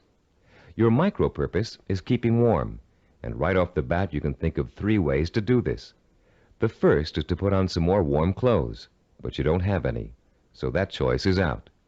The second is to find shelter, but there's none in sight, and you don't have the time or the tools to build anything before nightfall. The third is to light a fire and keep it going through the night. Since the woods around you are filled with dry logs and kindling, this looks like a real possibility. But you don't have any matches, and as for rubbing 2 sticks together to start a fire, it never worked when you were a child, and you doubt that it will work now. There has to be another way. Looking around you for another solution to accomplishing your macro purpose, you notice a sliver of broken glass on the ground, and there's still enough sun left for you to be able to feel its warmth. Picking up the glass, you hold it so the sun's rays can penetrate its surface and focus on a dry stick of wood underneath. In 10 minutes, the stick is burning. But your ordeal isn't over. After the fire is lit, you have to gather enough logs and kindling to last through the night. Another micro-purpose. And then you have to force yourself to stay awake all or most of the night to make sure the fire doesn't go out. In the course of this harrowing experience, you've chosen a macro-purpose, staying alive, and defined all the micro-purposes that went into it. And if you succeeded in accomplishing all of the micro-purposes, you also achieved your macro-purpose. You survived. Defining your life's purpose and the steps you must take to achieve it may not be a life and death matter, but the principle works the same way. By the time this session is over, you'll have a macro-purpose, a clear understanding of what to focus your energy, talent, and intelligence on. And you'll be able to light your own inner fire and feed it with a life-enriching, emotionally compelling purpose. And purpose, as we've noted, is the starting point from which self-discipline and achievement spring. Your first step in determining your macro-purpose involves something everybody loves to do: play. You've already learned how important enjoying work is to the highly self-disciplined. To these achievers, work and pleasure are synonymous. Now you're going to get a taste of how easily this can happen. For the next few minutes, I'm going to ask you to work and play as you engage in a process called limitless wishing. Start by closing your eyes and relaxing. Imagine that you're on a beautiful, deserted beach, walking barefoot in the sand. A soft breeze is keeping you cool, and you're enjoying the sound of the waves splashing rhythmically against the shore. As you stroll along the water's edge, you see an object in the near distance that's half buried in the wet sand. The waves splash over its surface, then recede, leaving it exposed to your curious eyes. You wonder what it is, and you start to walk a little faster so you can reach it before it's engulfed by the next wave. In a couple of minutes, you're standing over it, still not sure what it is. It's metal, somewhat round, and looks like an old lamp. You dig your fingers into the wet sand and pull it out. There's an inscription on the side of the object, but you can't read it clearly. You begin to rub some of the sand away from the oddly shaped letters. Suddenly, the lamp begins hissing, and it releases a cloud of what looks like steam or gas. Frightened, you drop it, but you continue to watch what the lamp is doing out of curiosity.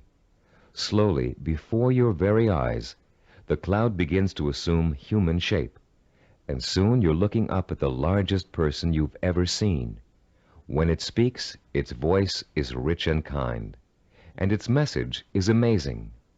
The genie thanks you for releasing him from hundreds of years of captivity inside the lamp, and according to the hospitality of his people, he offers you a reward for helping him. You have only to name 5 wishes, he says, and they will be granted. You can ask for anything, he tells you, as long as it is specific and humanly possible to achieve. At first, you refuse his offer, but as he continues urging you to accept, you begin to realize that no, you aren't dreaming, and yes, you really can have your 5 wishes. The possibilities start dancing before your eyes. Think long and hard about it. What are the things that will turn your life around and make you truly happy? What is it you secretly wish for, day in and day out, every day of your life? Take your time in deciding. This is too important for you to rush over. You may change your mind about your first choices after you've thought about it some more. When you do make your final selections, write each one down in the space provided on page 18 in your study guide. Start each wish with the term, I want, and write it in clear, specific language in the present tense. Turn your tape off now and decide what you will wish for.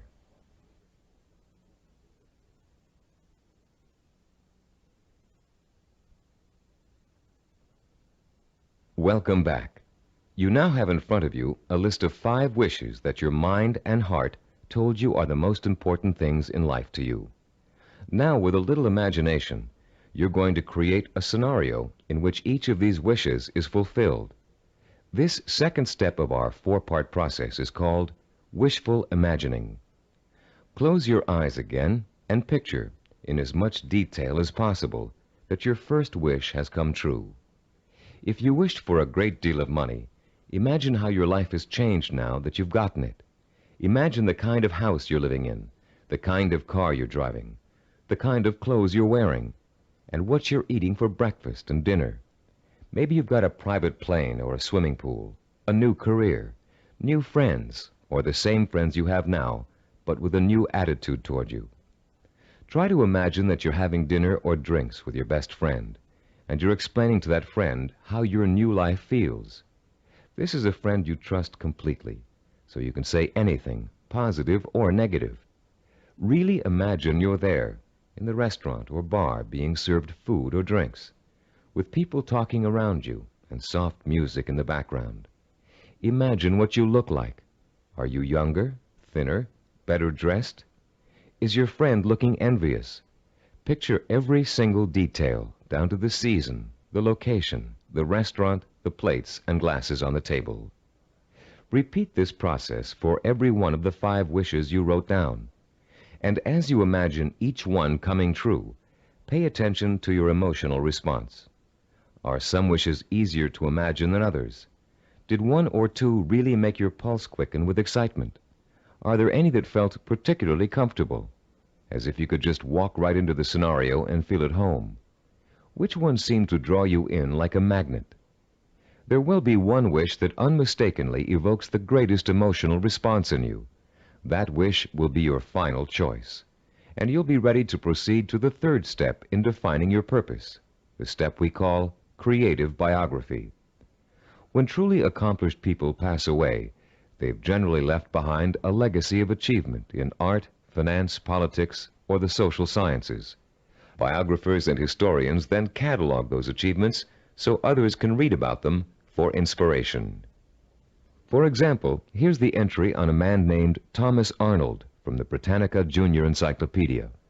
The text of this biography also appears in your study guide on page 18. The biography reads as follows: Thomas Arnold, 1795 to 1842. Some people are loved without being respected, and others respected without being loved. Arnold of Rugby was loved by many, respected and admired by everyone who knew him. Born at Cowes, Isle of Wight, this great headmaster and scholar was educated at Winchester and at Oxford in England, where he distinguished himself in classics and history. He left Oxford in 1819, and after 9 years of study and writing was elected headmaster of Rugby School. His powerful personality set its mark on the school from the first, and made it great in a new sense. He was very religious, and he inspired his boys with new and more serious ideals of scholarship and life. He found time, too, during the 14 years of his headmastership, to publish sermons, an edition of the Greek historian Thucydides, and a history of Rome. In 1841, he was appointed professor of modern history at Oxford, but died the following year. He was buried in Rugby Chapel, and his son Matthew wrote a beautiful elegy about him on that occasion. Arnold was too forthright to be tactful in his dealings with boys or indeed with grown-ups, but he always won their respect, and often their love, by his high-minded attitude toward life and its responsibilities. This entry can only summarize the lifelong accomplishments of a beloved teacher and respected scholar. But listening to it, you can get a good idea of the purpose which must have guided Thomas Arnold.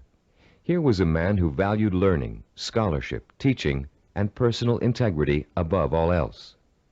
What do you value above all else? What would you like to be remembered for? Relax and close your eyes again. Now imagine that you hold in your hands an encyclopedia published in the year 2100. It's a heavy book with a solid feel to it. You can smell the leather binding and feel the crisp new paper as you open it. Find the section that begins with the first letter of your last name. Then turn the pages slowly as you search for the entry that gives you the details of your life. There it is, suddenly, clear as a bell. Your heart beats just a little bit faster as you see your name in bold-faced type. Now you're burning with curiosity. Did they include the most important things about you? Are your most cherished accomplishments in there? Did they understand the purpose behind the things you did? You begin to read the entry to find out.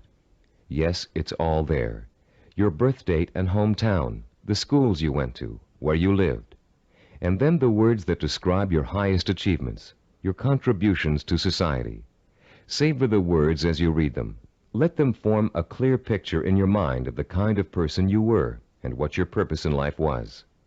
When you've finished reading your own biography, turn off the tape and write down what you just read in the space provided on page 19 of your study guide. Don't leave out a single detail.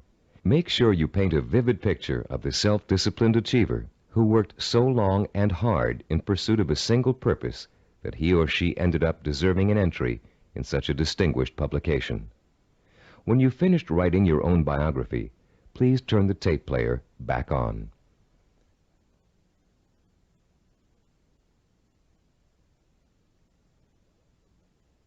Welcome back. Now that you've completed the limitless wishing, wishful imagining, and creative biography exercises, a clear pattern should be emerging. You should now be able to answer the question, what do I, deep in my heart, really want to do? What is my purpose in life? Your fourth step in determining your purpose is writing this, the answer to that all-important question, down. You're now going to compose a personal statement of purpose. But before you do it for yourself, imagine that you're going to do it for someone else, a famous historical figure, for instance. Try George Washington. What do you think his statement of purpose might say? After all, he accomplished a great deal, not the least of which was becoming the first president of the United States. But George Washington never actually intended to become the first president. He was elected because of the kind of purpose he really had. A purpose statement for George Washington might read, I would like to use all my strength, courage, knowledge, and resources to secure liberty and freedom for all my fellow colonists. George Washington was a great statesman and public servant, but there are other kinds of achievers. Amelia Earhart, for example. Even in childhood, she had a definite purpose in mind. It was not to be a famous woman aviator. That came later, as a natural outcome of what she really wanted to do. Amelia Earhart's purpose statement, composed when she was still a child, said, when I grow up, I'm going to have adventures and show the world that women can be as heroic as well as men. A purpose statement can be as general as you want it to be. It can speak of heroism, freedom, social changes, adventure. It's meant to act as a focusing tool, not an actual blueprint for achieving it. You'll learn how to do that later in this program. Turn to page 20 in your study guide and compose your personal statement of purpose. Turn off the tape now while you do it.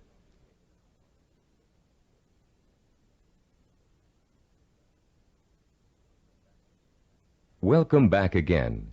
You've come a long way in this session. You've learned to use limitless wishing, wishful imagining, creative biography, and a statement of purpose to narrow down your options and make a final choice about where you're going to focus your efforts. You've just used this four-part process to make a major decision about what you really want to accomplish and achieve in your life. But you can use it again and again, anytime you feel it's necessary, to aid you in making any kind of decision, from the smallest to the most important. This process works equally well for macro and micro decision-making. Whether you know it or not, you're now well on your way to becoming a self-disciplined achiever. You've learned to use one of your richest natural resources, your intuition and imagination.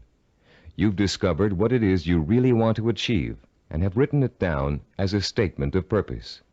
You've laid the solid foundation upon which the power of self-discipline is built. We'd like to congratulate you on what you've already accomplished. In our next session, you're going to learn how role models can inspire and teach you to achieve your lifelong ambition. In Homer's The Odyssey, one of the oldest surviving epic poems in the world, there is a character named Mentor. A wise and practical man, Mentor kept everything running smoothly at home, while Odysseus, the hero of the tale, went off for 10 years to have adventures. Mentor played his role so well and gave such wise and true advice that his name has become part of the English language as a representation of what he stood for. The American Heritage Dictionary defines a mentor as a wise and trusted counselor or teacher. This session is about mentors. Few achievers can ever reach their goals without them. Mentors provide you with the kind of inspiration, motivation, and example that can make the difference between achievement and failure. Mentors help you to develop the belief that anything is possible. And mentors allow you to learn through modeling, that is, emulating the person you'd like to be. In ancient civilizations, mentors were revered. In the 18th century BC, there lived a wise Babylonian king named Hammurabi. One of his greatest achievements was developing and drafting mankind's first set of civilized laws, known today as the Code of Hammurabi. This king was so wise that one of his laws required all men of learning and craftsmanship to pass on their knowledge and skills to the young through examples their students could follow. Hammurabi realized that without modeling, no civilization would last very long. There have been many changes in the past 3,800 years, but one thing has remained the same. Without modeling, learning and achievement are not possible. It is a rare person who can forge a new path in society without consciously or unconsciously imitating someone that came before him. It is a rare artist who develops a new style without first having worked in the style of a master he or she has always admired. But actual skills aren't the only thing you learn through modeling.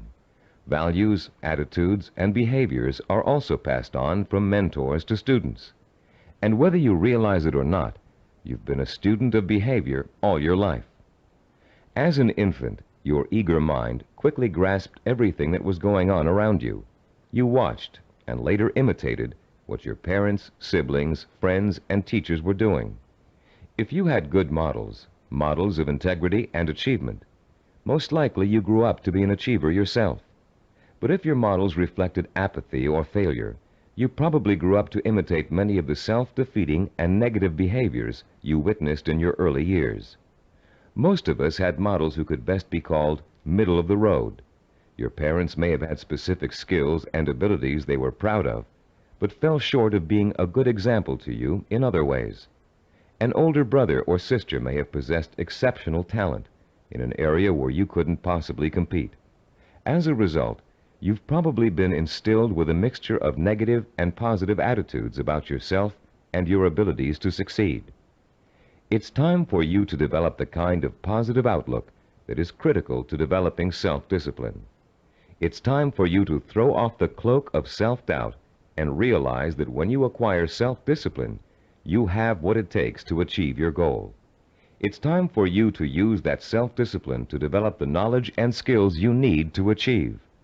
And in order to do all those things, it's time for you to find mentors who have already accomplished what you want to achieve. You're no longer a helpless infant who can't pick and choose good models to learn from. As an adult, you have the intelligence and power to go out and find the kind of mentors who will inspire and teach you with examples of their own persistence and positive attitudes and behaviors. By the time we finish this session, you'll know how to find your own personal mentors and use them to their fullest ability. And you'll be able to overcome the negative attitudes and lack of self-discipline that have been holding you back up until now. You'll learn how to identify your own personal role models using historical figures and the people surrounding you today. You'll find out how to actually learn new attitudes and behaviors from them. You'll learn how to use them to create a blueprint for your own actions, starting right now. And more importantly, you'll learn how to draw inspiration from them, the kind of inspiration that empowers your purpose, what you want to achieve, with a sense of possibility. If others have achieved it, then it's possible for me too. How do you go about finding mentors? At first glance, it may seem that there's nobody even remotely accessible to you who has the same kind of hopes and dreams as you do. But high achievers always find a way, and so can you. In our research, we discovered that achievers draw their inspiration from role models in two ways: indirectly, from reading and watching films, and directly, through day-to-day observation and contact. Let's first discuss how self-disciplined achievers indirectly find their mentors. Indirectly, they learn through media portrayals, mostly through the reading of biography and autobiography, reading profiles of achievers in magazines and other periodicals, and watching inspirational films and television programs. You may not be able to meet and talk to George Washington, Charles Lindbergh, Margaret Mead, or Agatha Christie, but each one of them has left behind a legacy of accomplishments that have been covered extensively in print and film.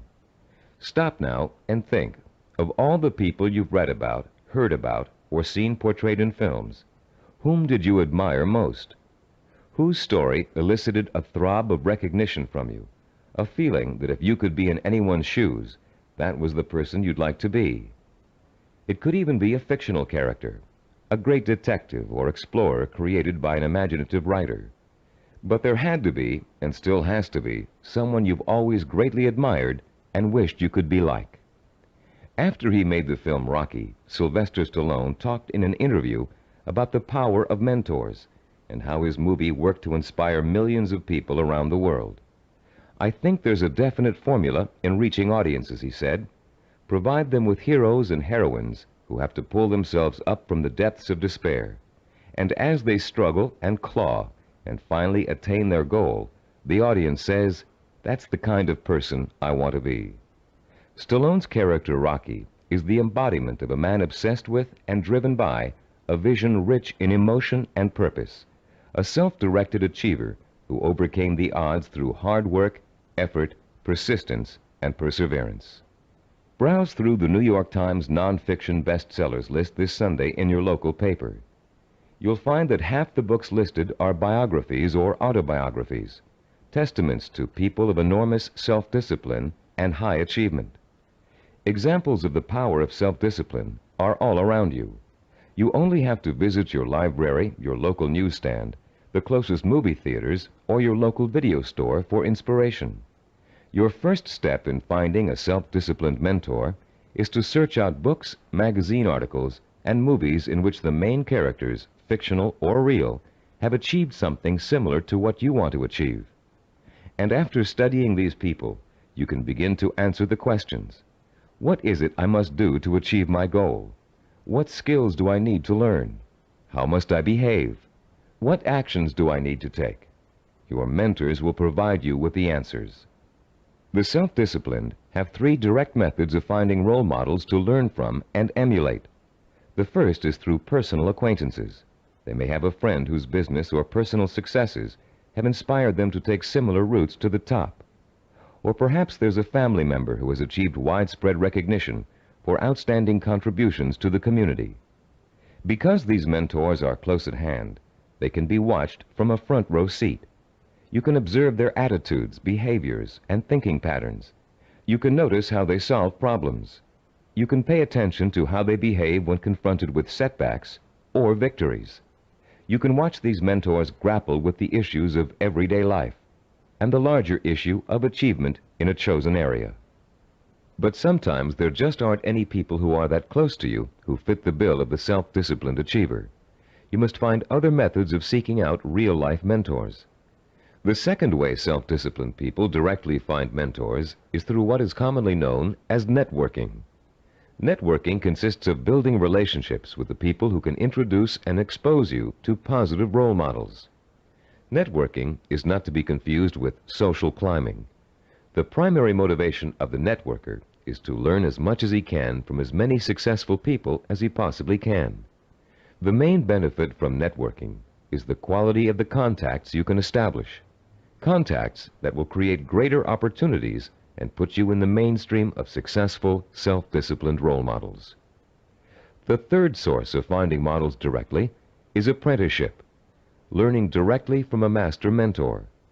The concept of apprenticeship may seem old-fashioned in a world of computer-assisted learning and mass public education, but most of the high achievers we studied apprenticed themselves in some fashion to a mentor who could pass on his or her skills through intentional, personalized learning. Apprenticeship is extraordinarily common in the arts, trade crafts, business, medicine, law, politics, teaching, and sports. Leaf through any encyclopedia and notice how many of the achievers profiled learned their skills under the tutelage of a master mentor. Some people are obvious masters of their craft and easy to pick as mentors, but sometimes it isn't so obvious, especially when it comes to business or professional achievers. How can you choose among several possible candidates? How can you pick the person who is most likely to provide you with the inspiration and example you need? In Session 2, you used an assessment form to compare your own behaviors, habits, and thought patterns against the 10 positive characteristics of the self-disciplined achiever. On page 25 of your study guide, you'll find a similar form that you can use to identify the strengths and weaknesses of prospective mentors, with instructions on how to use it. Put this form to work for you as you seek out that special person who can help you achieve your most cherished dreams and goals. When choosing a mentor of any kind, pay particular attention to how he or she developed the knowledge, skills, and abilities it took to reach his or her goal. Was there special schooling involved, particular reading materials, an apprenticeship with a mentor of his or her own, carefully sought-out teachers? How many hours did your mentor work every day toward achieving his or her goal? Also, pay close attention to your mentor's way of thinking. Be sure to choose someone who handles stress and pressure well, someone who responds to difficult problems by coming up with creative solutions, someone who loves what they do but still finds time for important personal relationships. The highest achievers work hard but are not workaholics. They still find time to enjoy their friends and families. Look for a mentor who has learned not to waste time and who has mastered the art of juggling a heavy schedule while staying calm and in full control. This will be an important trait for you to imitate, and find someone who neither capitulates to everyone around him nor is so arrogant he won't listen to the opinions of others. You'll want to learn how to listen well and then make your own decisions. In looking for all these traits, remember that your mentor is still going to be human and have faults. This is one of the most important things you can learn about your role model. In spite of great success, wealth, and the admiration of friends, family, and the community, he or she makes mistakes just like you. Rather than being disappointed in your mentor, you should rejoice over his or her human failings, because those failings mean that anyone can succeed just as they did. If it was possible for an imperfect person with one all-important goal in life to make that goal come true, you can do it as well. At Cybervision Systems, we've developed a number of sports training video cassettes that use a new and revolutionary learning technique. These video cassettes feature some of the world's greatest athletes, highly self-disciplined achievers who have won world championships and Olympic gold medals. And in the casual conversations we've had while working with these athletic stars, each one has revealed that he or she had a mentor whose skills, attitudes, and behavior served as an example of how to achieve. One of the things that struck us during these conversations was the fact that most top athletes were just as intimidated as you and I might be the first time they met their role model heroes, for lack of a better word. The idea that a major league ball player of undisputed talent might be quivering like a school kid in the face of their lifelong hero made us feel pretty normal, actually. I think we all feel a sort of psychological barrier when it comes to measuring ourselves against our role models. But as the athletes we talked to discovered, that barrier can be overcome quickly and easily. Each of them described the eventual realization that came from playing on a team with a personal hero or from riding the same pro circuit. The realization? As Olympic gold medal skier Jean-Claude Killy put it, everybody puts his pants on, one leg at a time. What each of them realized was that they too could easily perform like the role model they idolized. The idols, viewed close up, turned out to be as ordinary as the worshippers. They realized how great an opportunity they had to learn from their hero. Discovering that their idols were human and fallible, they began to believe deep within their hearts that they could equal or even surpass their idols' accomplishments. Though the role models you choose have developed tremendous strengths that have made them successful, they also have many weaknesses. Renowned fiction writer Ray Bradbury, for example, who was first published when he was in his teens, will never win the Monaco Grand Prix, or even a race to the local supermarket. Why? Because he never learned to drive a car, a skill most of us acquired long ago without thinking about it twice. A friend of ours who is independently wealthy, a local politician, a publisher of fine art books, and a world traveler, wears finely crafted boots with all his clothes, even his business suits. Is it part of his personal style? Yes, but his close friends know his secret. He never mastered the bow knot. This much admired man literally cannot tie his shoes. Recognizing how human and fallible your mentor really is, demystifying your role model, plays an important role in boosting your confidence in your own ability to succeed. If a man who cannot tie his shoes can become a politician, a publisher, and a self-made millionaire, what couldn't you accomplish with the same ambition and drive that got him where he is? This is a man who never let minor shortcomings hold him back. He and 1,000 other mentors will prove to you that you don't have to be perfect to succeed. In fact, you may be amazed to find out that there are a lot of similarities between you and your mentor. People with similar goals often think alike. The only substantial difference, then, between you and your mentor is the kind of self-disciplined effort he or she has applied to achieving a goal. If you apply the same kind of effort, you can be just as successful in achieving your goal.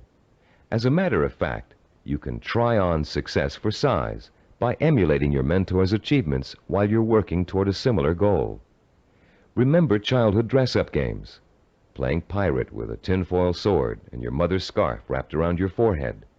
Role-playing doesn't work only for children.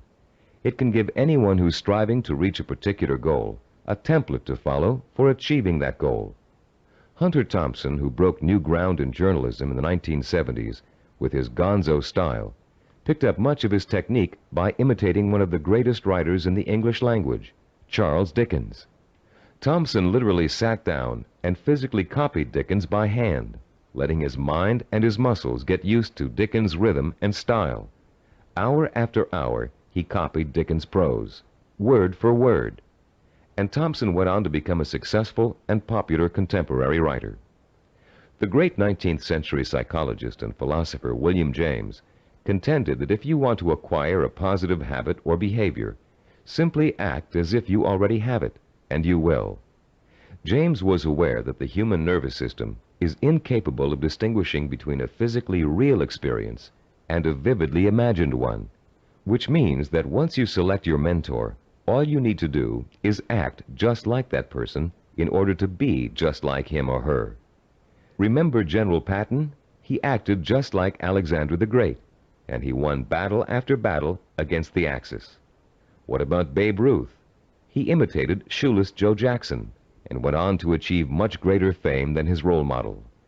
Or perhaps you've heard of a fictional character named Bunker Bean.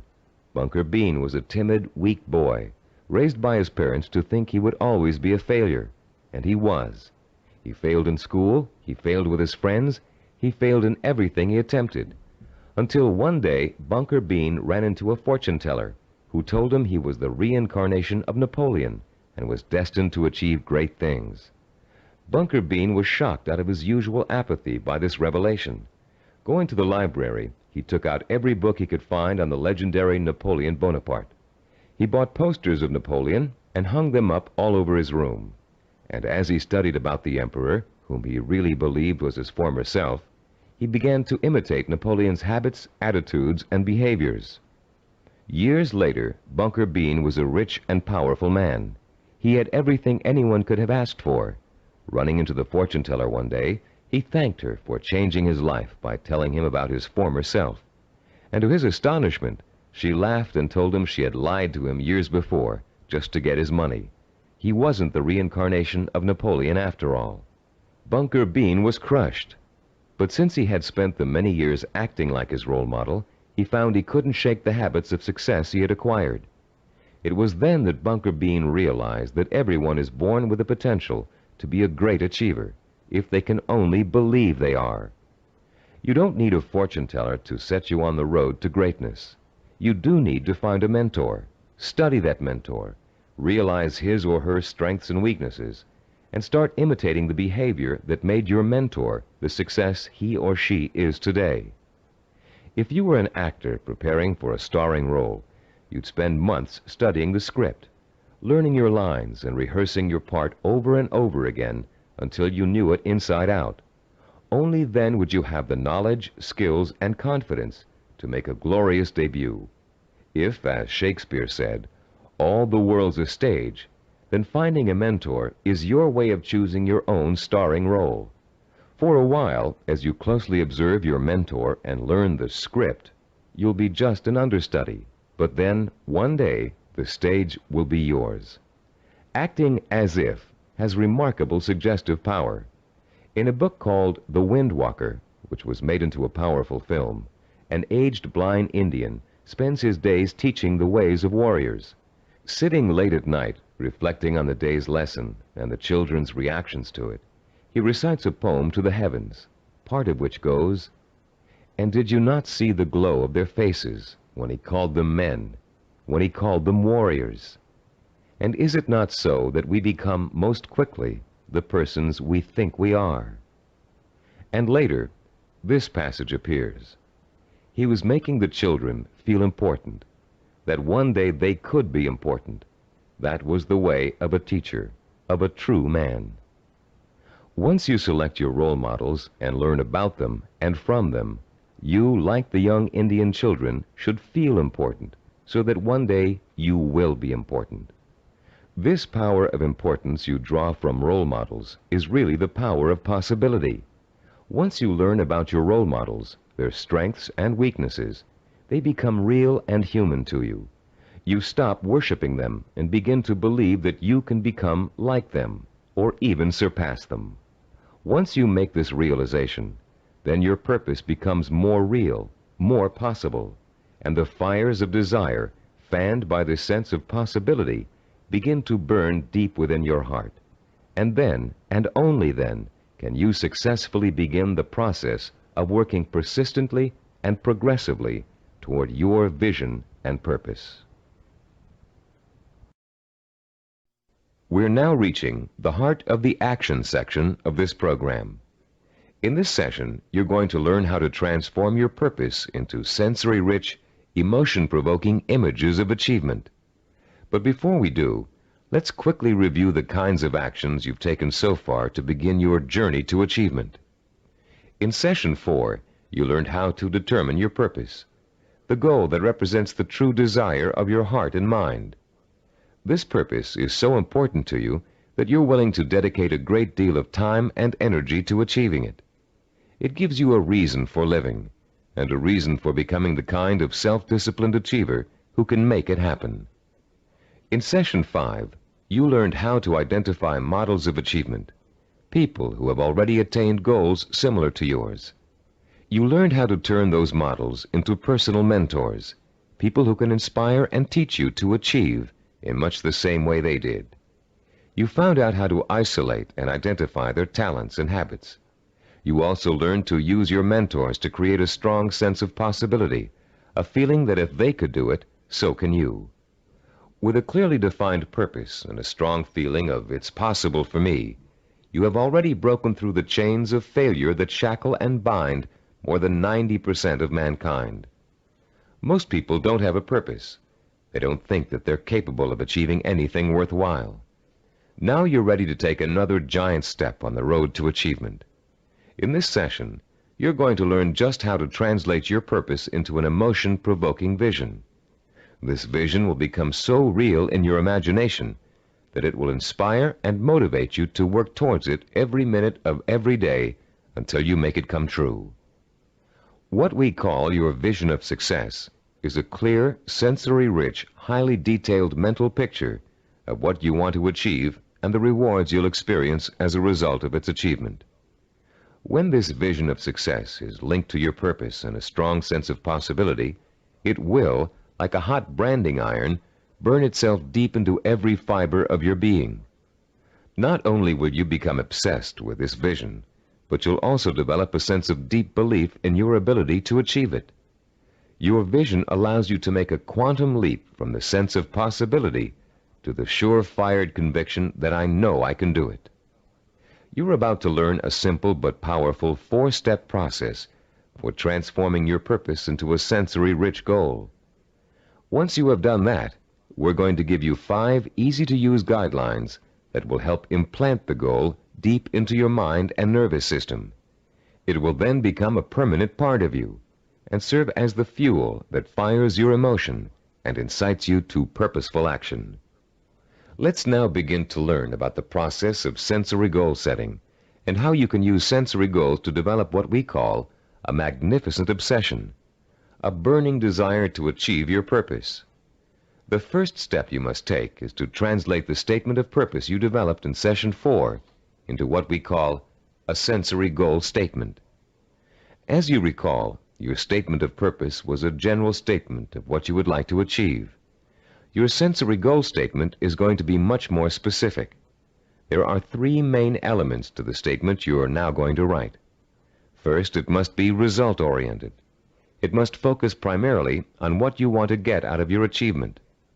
Second, your sensory goal statement must be time-specific. You must determine a point in time when your goal will be achieved. And third, it must be measurable. You must specify a criterion that lets you know when your accomplishment is complete. If you want to become a doctor, for example, your criterion might be finishing your internship and setting up your own practice. If you want to start your own business, your criterion of success might be the day you move into your own offices or hire your first employee. Having a measurable goal gives you the motivation to work towards a specific end. It also lets you measure your progress along the way and take corrective action if you're moving off target. This sense of having a concrete reality to work for, combined with an actual time frame and a result to look forward to, fuels your drive and compels you to work persistently and systematically toward the ultimate success of your endeavors. Let's quickly look at a few examples of how a statement of purpose can be translated into a sensory goal statement. Let's say your statement of purpose reads, I want to help cure disease. Your sensory goal statement might read like this. In June of 1989, I will receive a medical degree. If your purpose is to become your own boss, then your sensory goal statement might read, in January of 1987, I will open up a retail store of my own. If your purpose is to run a marathon, your sensory goal statement might read, in June of 1986, I will enter the Boston Marathon and complete the 26-mile run in under 5 hours. Now turn to page 29 of your study guide and look at Form 6.1. There's a space there for you to write your goal statement down. Take a moment now to compose and write your sensory goal statement in the space provided. I'll pause for a minute while you do this.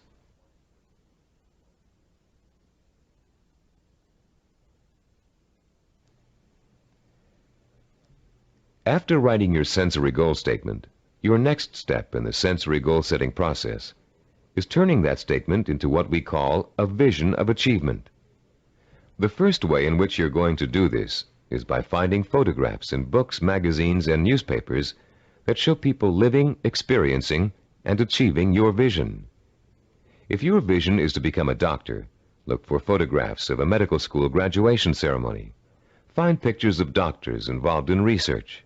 Look at Scientific American, the New England Journal of Medicine, and similar publications aimed at doctors and scientists. If your vision is to be your own boss, find photos of people who own successful businesses. Business Week, Industry Week, and specific retail trade publications are good sources to try. If your vision is to run the Boston Marathon, make photocopies of newspaper stories about marathon winners that you can find in the library. And check Runner's World and similar publications aimed at serious runners. The purpose of this exercise is to give you some concrete images to inspire your own personal images of achievement. You'll learn how to create those personal images in a few moments. Creating a vision achievement scrapbook of pictures that personally speak to you about your own desire for achievement can have a powerful effect on your motivation and drive. Devote some time today or this evening to locating these pictures, and in the future, continually be on the lookout for more. The third step in the process of developing a sensory goal requires that you make a listing of all the advantages and rewards you will experience as the result of achieving your goal. For a few minutes, close your eyes and imagine that you have already successfully realized your ambition. How is your life different because of it? What recognition have you achieved? Has it made a difference with your family and friends? Has it made an impact on other areas of your life? Are you getting up at the same time in the morning, driving the same car to work? Are you going out more in the evenings, wearing different clothes? Turn to page 31 in your study guide, and in the space provided on Form 6.3, write down every single reward you can imagine resulting from the achievement of your goal. Don't just write down the general rewards, get as specific as possible. For instance, running the Boston Marathon may greatly boost your self-confidence and increase the respect you get from family and friends. But training for it will also get you into superb physical shape, meaning you'll have more energy, more stamina, more drive. You'll look better, feel better, sleep better, and do a better job at work. Use the photographs from your scrapbook to help you identify all the rewards you can think of that are associated with your goal. And when you're finished writing them down, you'll be ready to translate them into a vision that will stimulate your emotions, provoke your desire, and incite you to positive action. Close your eyes for a few moments and imagine that you have just achieved your goal. Where are you? What do you see around you? Are you indoors, outdoors, in your own home, at the office? Who are you with? Notice every tiny detail of your surroundings, including the texture of wallpaper, the color of the sky, the faces of the people you're with, the clothes they're wearing. Pretend you're going to have to draw a picture of the scene in a moment, so you really need to focus in on every little item so as not to forget it. Now, holding that visual image before you, switch your focus to sounds. What are you hearing? Are people talking to you? Are they congratulating you? If so, what are they saying? Are you hearing the voices of your parents, your spouse, your children, your friends? Are you all watching TV, where a famous newscaster's voice is reciting the story of your achievement? Maybe there's a party being held in your honor, and you can hear music in the background. Concentrate on every single sound you can hear and differentiate. Now, let's add the sense of touch. Are people shaking your hand? Do their hands feel smooth, rough, warm, cold? Are the grips firm or slack? Are you being patted on the back, hugged by your family and friends? Is someone pulling at your sleeve to get your attention? Next, imagine the prevalent smells that are surrounding you. If you're in the middle of a celebration, can you smell the food on the buffet table? Is the fragrance of champagne wafting up from the glass you're holding? Can you smell people's perfume or cologne? Now concentrate on taste. Are you sipping that champagne you were holding a moment ago, eating hors d'oeuvres? Or is the taste of success so sweet that you don't need or want any food? Finally, what are you feeling emotionally? Pride? Satisfaction? Maybe you're feeling relief that the hardest work is behind you. Maybe you're feeling the power of your new position. Perhaps you're feeling the exhilaration that comes with knowing that having achieved what you did, you can now achieve anything. You might even be feeling humble, having come face to face with weaknesses you never knew you had during the long, hard effort to reach success. After you have awakened all of your senses to the sight, smell, taste, touch, sound, and feeling of success, turn to page 32 in your study guide and complete Form 6.4, entitled The Sensory Vision Worksheet.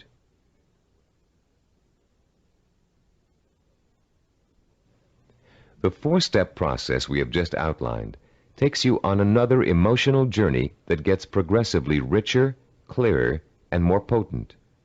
You start with a specific statement of what you want to achieve and when you want to achieve it. Then you gather inspirational photographs of others who have achieved what you want to achieve. You imagine and list the rewards and benefits you'll experience as a result of achieving your goal. And finally, you bring these three steps together into an imaginary scenario rich in sight, sound, touch, taste, smell, and emotion. This scenario is your vision. It is the driving force behind all of your thinking and activity. The more intense and more detailed your vision is, the more emotional power it will pack.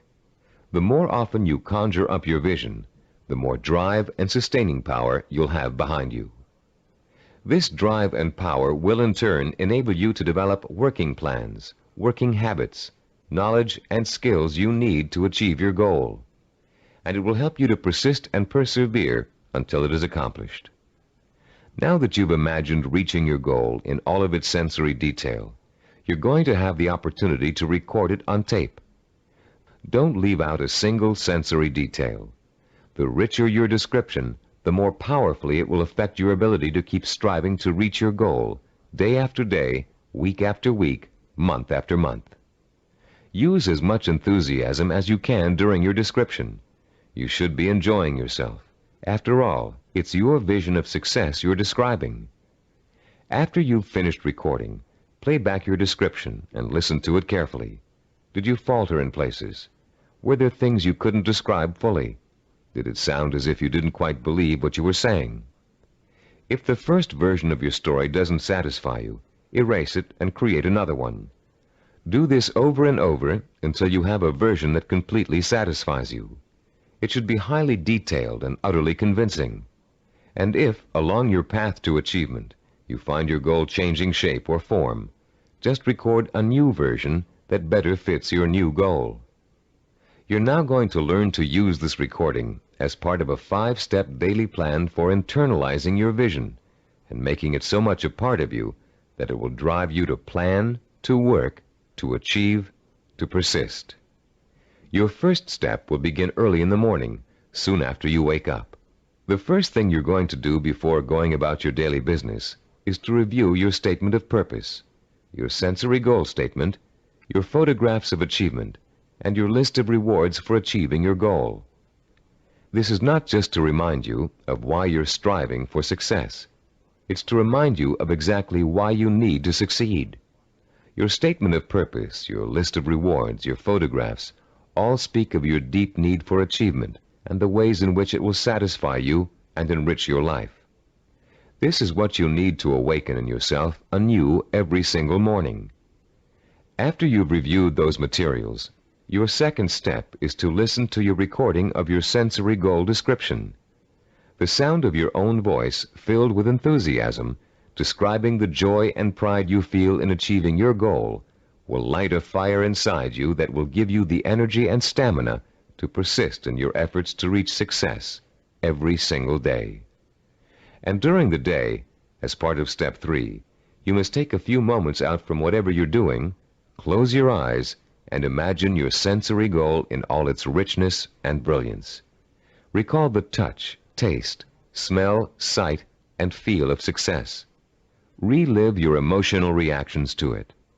Keep the obsession to achieve burning in you all the time by remembering this vision as often during the day as possible. For step 4, at night you must mentally review all the events that occurred during the day. Did you have new experiences that could help you fuel your vision and make it richer and clearer? Make another recording that reflects your new thoughts and feelings. Step 5 consists of listening once more to your sensory goal description before going to bed. And as you're falling asleep, play your sensory-rich scenario of achievement over and over again in your head. This 5-step plan will refuel and reinforce your motivation for achievement, and it will help to give you daily feedback on how well you're progressing toward your goal. But remember, there will be setbacks and mistakes along the way. And there will be readjustments in your thinking and planning about what you want to achieve and how you want to achieve it. You'll find yourself adjusting your course just as you adjust your steering wheel while driving on a winding road. This is to be expected because there is no effortless path to achievement. For this reason, we suggest you record your vision over again at least every 2 weeks. That way, it can keep pace with your daily experiences and changes in outlook. You've come a long way in this session. You've turned a general statement of purpose into a specific statement of what goal you want to achieve. You've put an achievement date on that goal. You've gathered pictures of it. And you've learned to turn it into a living, breathing vision of success that evokes the kind of strong emotions you need to sustain a long, hard effort of achievement. Now is the time to record your vision. Take your time and do it as many times as necessary until you are satisfied with the results. Remember, you're going to be listening to it twice a day, so it needs to be rich and rewarding. You may find you need several tries before you successfully record a vision that satisfies you in its richness of detail and intensity of emotion. Do as many versions as you need until you get the one that sounds just right. If your goal changes, record a new version. If you've reached your goal and want to pursue another, create a new vision and record it. Remember, include all the details and be as enthusiastic as possible. Now, begin your own narration of what it would look, taste, touch, smell, sound, and feel like to achieve your goal. What you can do, or dream you can do, begin it. Boldness has genius, power, and magic in it. These immortal words, written by the great German philosopher and dramatist Johann Wolfgang von Goethe, perfectly set the stage for what you're going to learn in this session. Here, we're going to help you turn the vision of what you want to achieve into an action plan. In Goethe's words, to boldly begin your dream. You already have the vision. You believe in it and in your potential to achieve it. Now we're going to work on a practical, step-by-step process through which your vision can be brought to life. For, as former United States President Theodore Roosevelt said, dreams are a dime a dozen. Everybody's got dreams. It's their execution that counts. Planning is the logical mapping out of where you want to go and how you want to get there. Seneca, the Roman philosopher, captured the importance of planning when he said, "When a man does not know what harbor he is heading for, no wind is the right one." Planning helps you focus your direction and organize both your time and resources. Every moment spent in planning saves 3 or 4 in execution. In this session, you're going to learn a simple yet powerfully effective system of planning, of organizing any goal you want to achieve into logical, easy-to-visualize steps. This system is applicable to any type of task or project, from building a deck to getting a medical degree. It will help you to make short or long-range plans, organize your resources, create schedules to meet necessary deadlines, and improve your decision-making skills. It will also improve the quality of your work. While following this plan, you'll experience an increase in self-confidence and pride as you realize that you are on your way to becoming a self-disciplined achiever. Every small task in your plan that you accomplish will be living proof that you are one step closer to your goal. And as you take each step, your faith in your ability to accomplish your goal will be reinforced and expanded. In approaching the creation of a plan, it is important to keep the following basic facts in mind. First, planning is a way to look at both the whole picture and parts that make up the whole. It is a way to organize those parts in a logical and sequential way. One step should lead to another. More than that, each step you take should make the next step possible, like adding links to a chain to make a fence. We've introduced you to the concept of macro and micro achievements. The whole picture is your macro achievement. The steps you must take to achieve your macro achievement are micro achievements. If you want to build a house, a macro achievement, you must start by leveling the site and digging a foundation. Only after those steps have been accomplished can you go on to pouring the foundation, putting up the framing, putting in electricity and plumbing, finishing the walls, installing the roof, and so on. The second fact to keep in mind is that ideas take time to implement. I won't dwell at length on the subject of time now, since we're going to devote all of Session 8 to time. But I'd like to tell you a short story about a Micronesian island leader named Pialug that illustrates the kind of time and patience it takes to achieve excellence. 50-year-old Pialug is the most respected and powerful man in his community because he's a navigator. His grandfather had told him, "If you learn navigation, you will have a name. You will eat the navigator's food. At sea, you will have more power than a chief." Pialug began learning navigation at the age of 5. Using shells and pieces of coral on sand, his grandfather created models of the constellations to teach him how to chart distance and direction. Pialug learned that at the right time of year, he could simply point the bow of his canoe at the rising star to steer his course.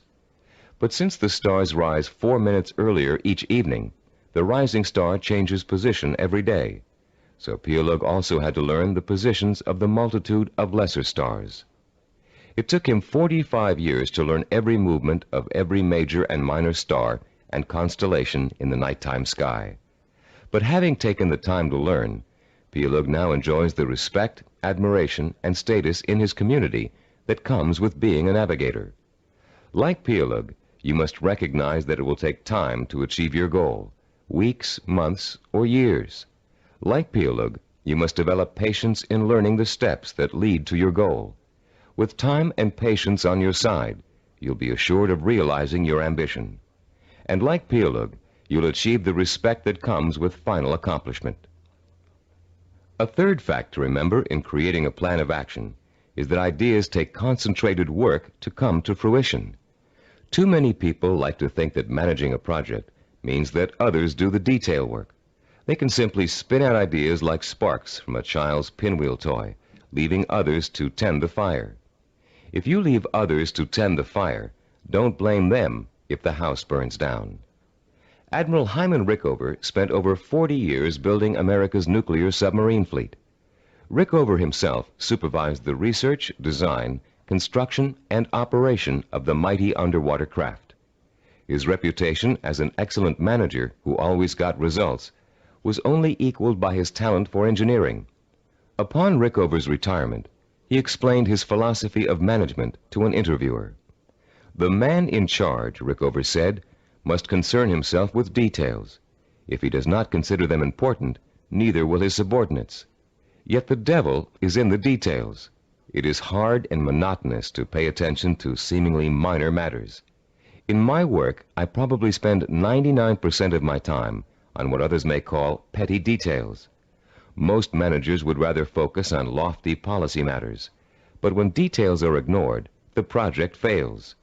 No infusion of policy or lofty ideals can correct the situation.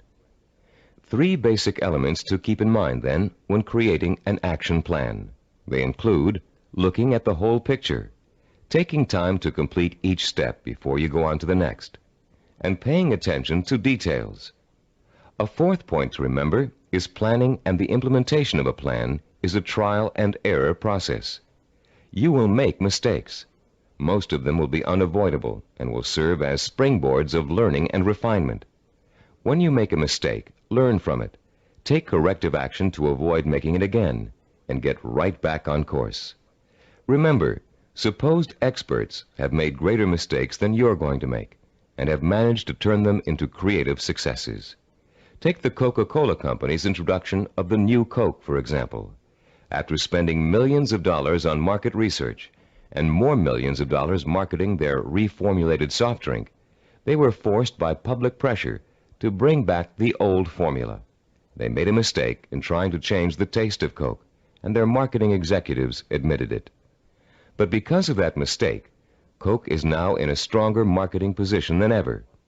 The Coca-Cola Company has brought back their old formula, now sold under the name Classic Coke, and they still have their new formula on the market, which was formulated to appeal to Pepsi drinkers.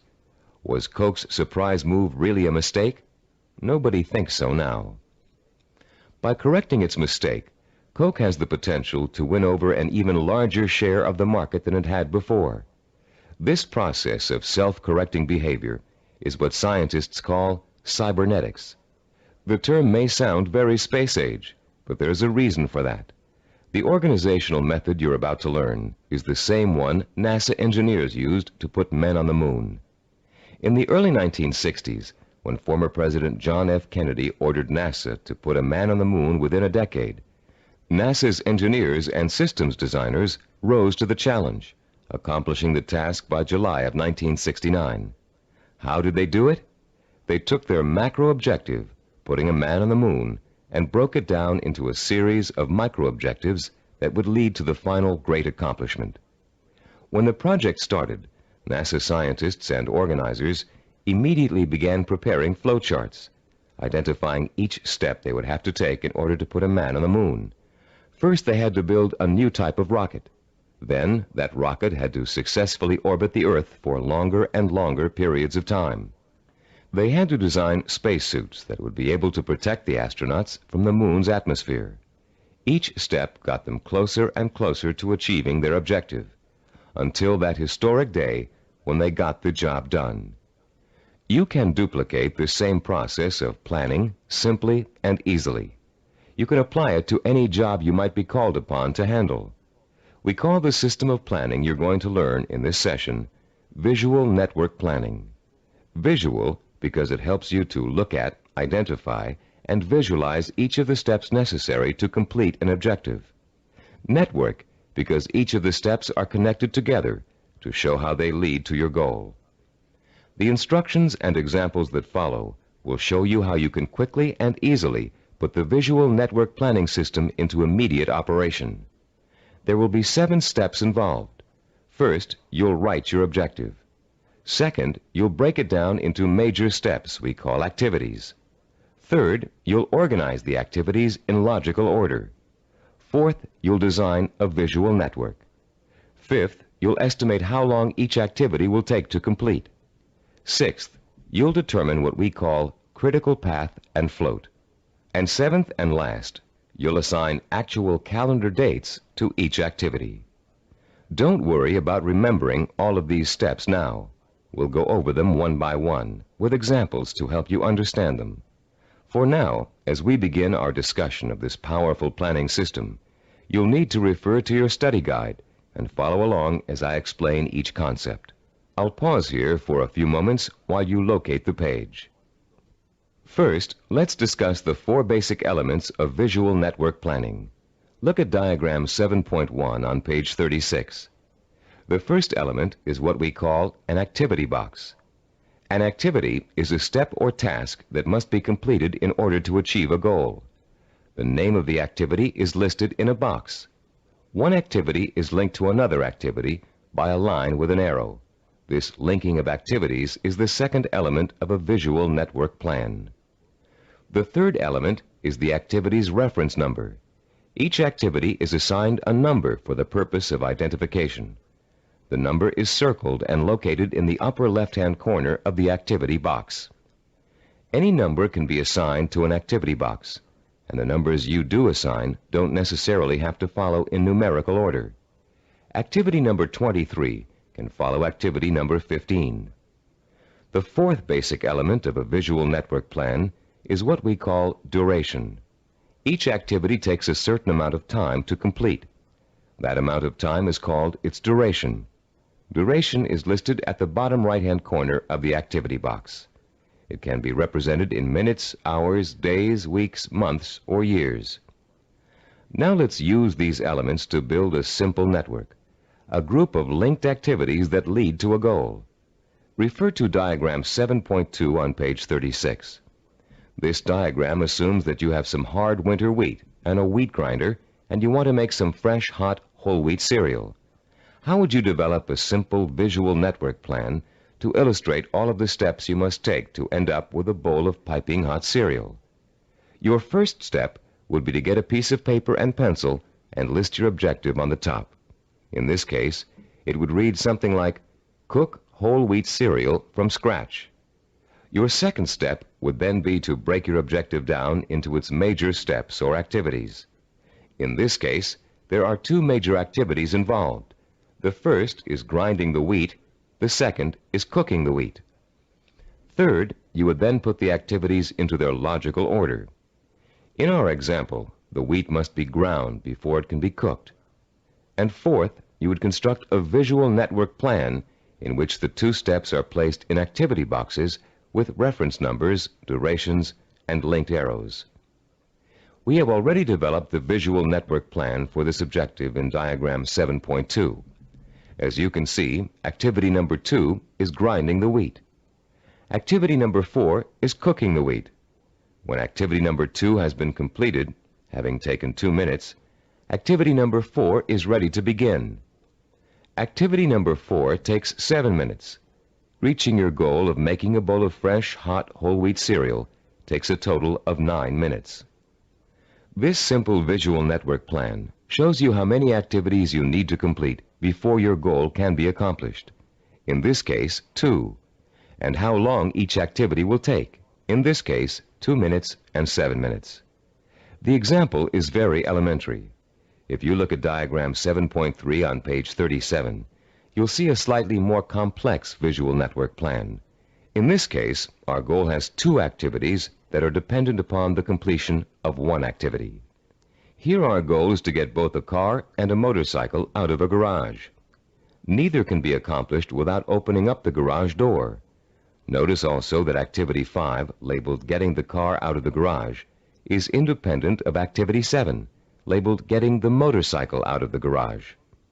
Both activities 5 and 7 can be accomplished at the same time, providing you have someone to drive each vehicle and providing the door is opened first. In this example, note that 5 of the 7 steps of visual network planning have been completed. 1, the objective has been written. 2, the major steps of the project have been identified. 3, the steps have been put into a logical order. 4, they have been organized into a visual network. 5, each activity has been assigned a time estimate for completion. Now let's examine step 6, the concepts of critical path and float. To help you follow along in our explanation, turn to page 38 of your study guide and look at diagram 7.4, titled Critical Path and Float. As you can see, we have expanded our visual network plan for cooking cereal to one for cooking and eating cereal. The new objective is to prepare and eat freshly ground whole wheat cereal in 15 minutes. Look at the visual network plan.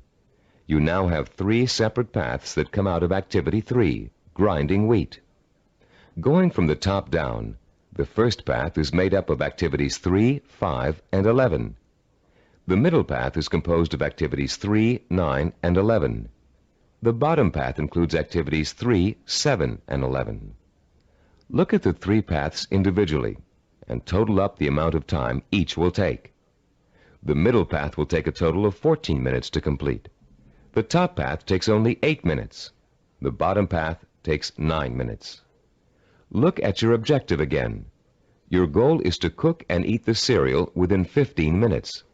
If you are to complete your objective on time, the activities on the longest path must all be completed on schedule. The longest path on a visual network plan is known as the critical path. The activities on the critical path are called critical activities and are vital to the success of the project. The non-critical activities, those not on the critical path, can be delayed without affecting the result. These activities have what is called float. Float is the amount of time an activity can be delayed without affecting the completion of the project. In diagram 7.1, grinding the wheat, cooking the wheat, and eating the cereal take the longest amount of time and are thus on the critical path. Getting the bowls and milk can be delayed without affecting the schedule. Therefore, they both have float.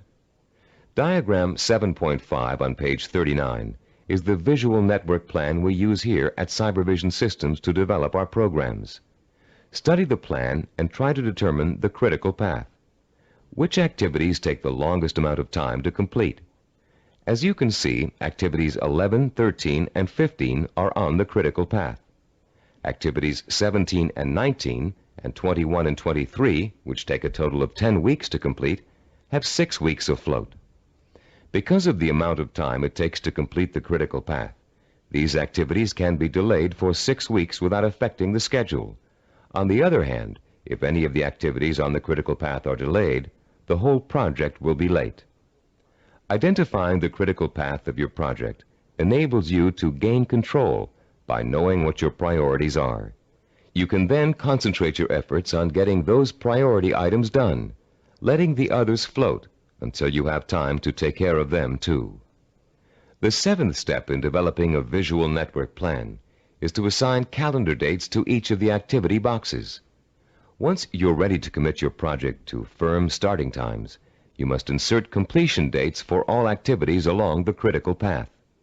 For example, if we were to begin our audio program development on January 5th, and the first activity on the critical path, developing a program idea, has a duration of 1 week, then the activity box showing the completion of this task would have a target date of January 12th. That date, and all others on the critical path, must be met in order for the project to be completed on time. A delay in finishing a critical path activity will result in the delay of the project. But critical path dates have another function besides keeping your project moving on time.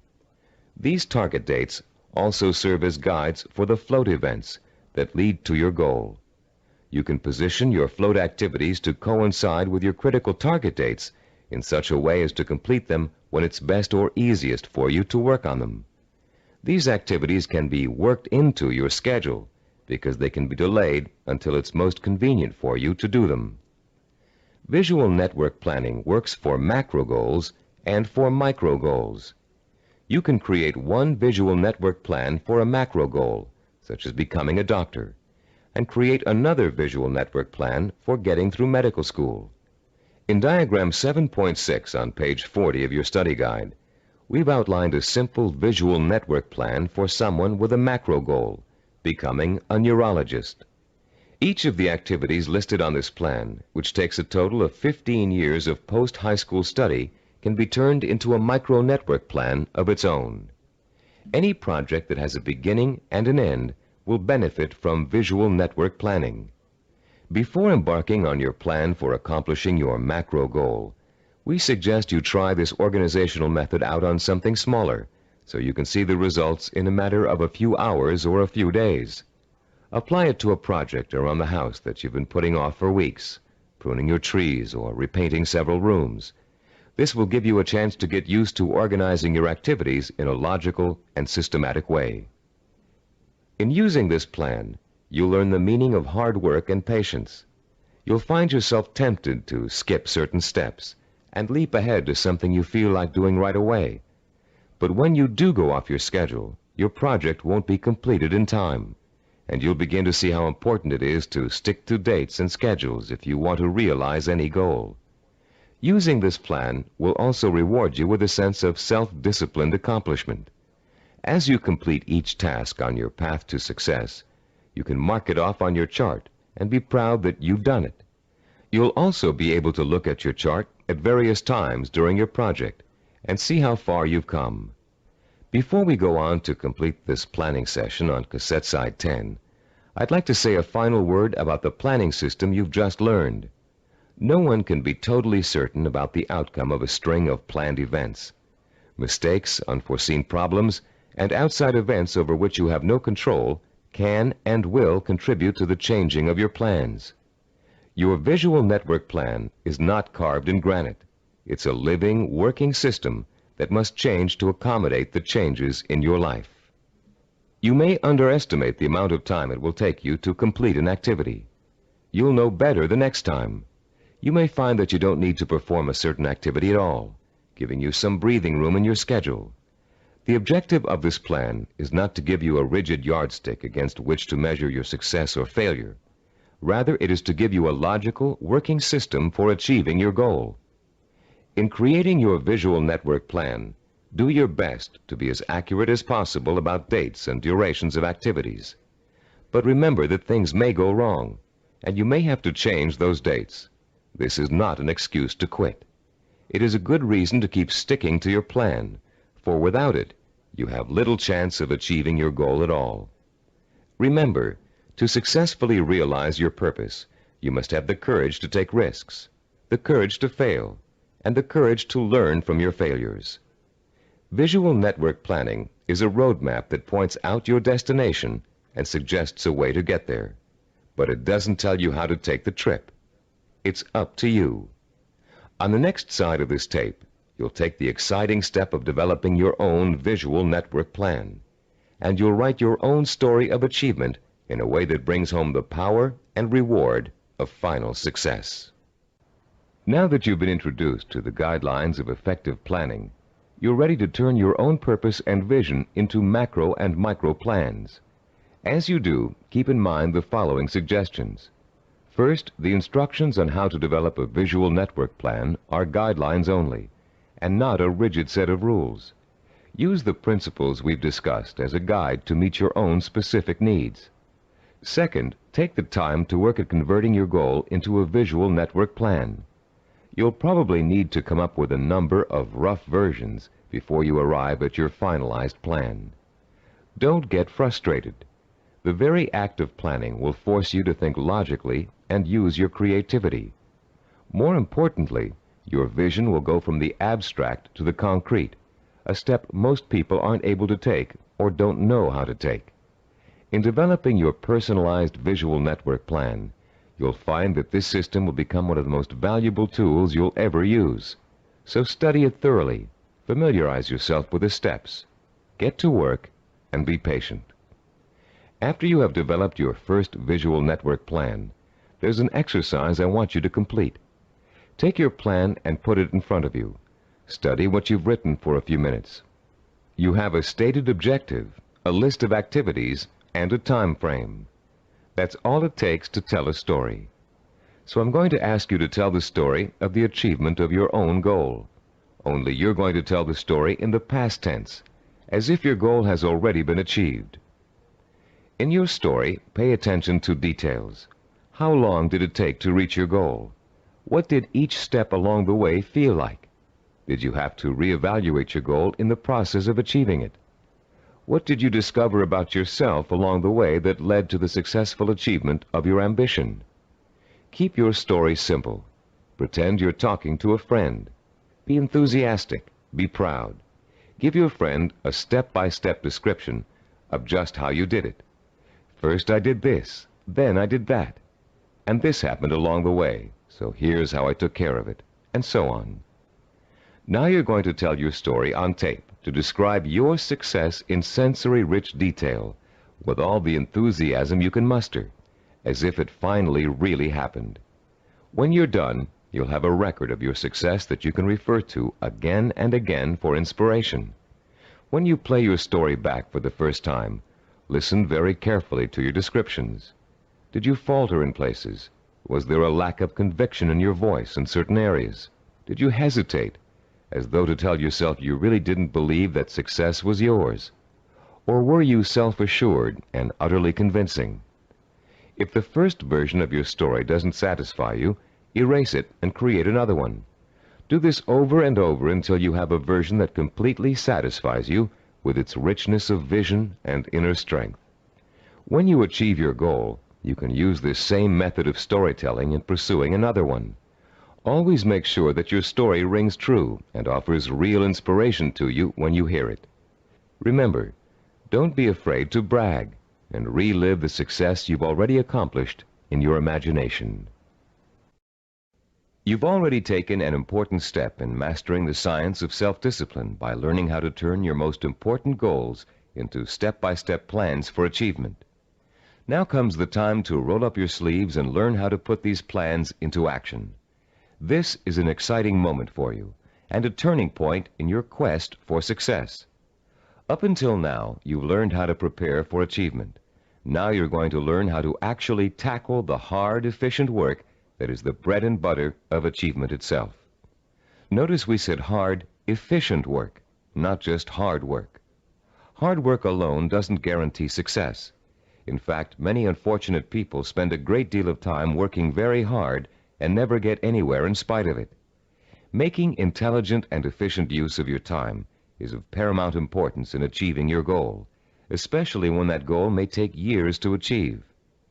In this session, you're going to learn how to manage your time and effort so efficiently that you won't waste one valuable moment in your journey to achievement.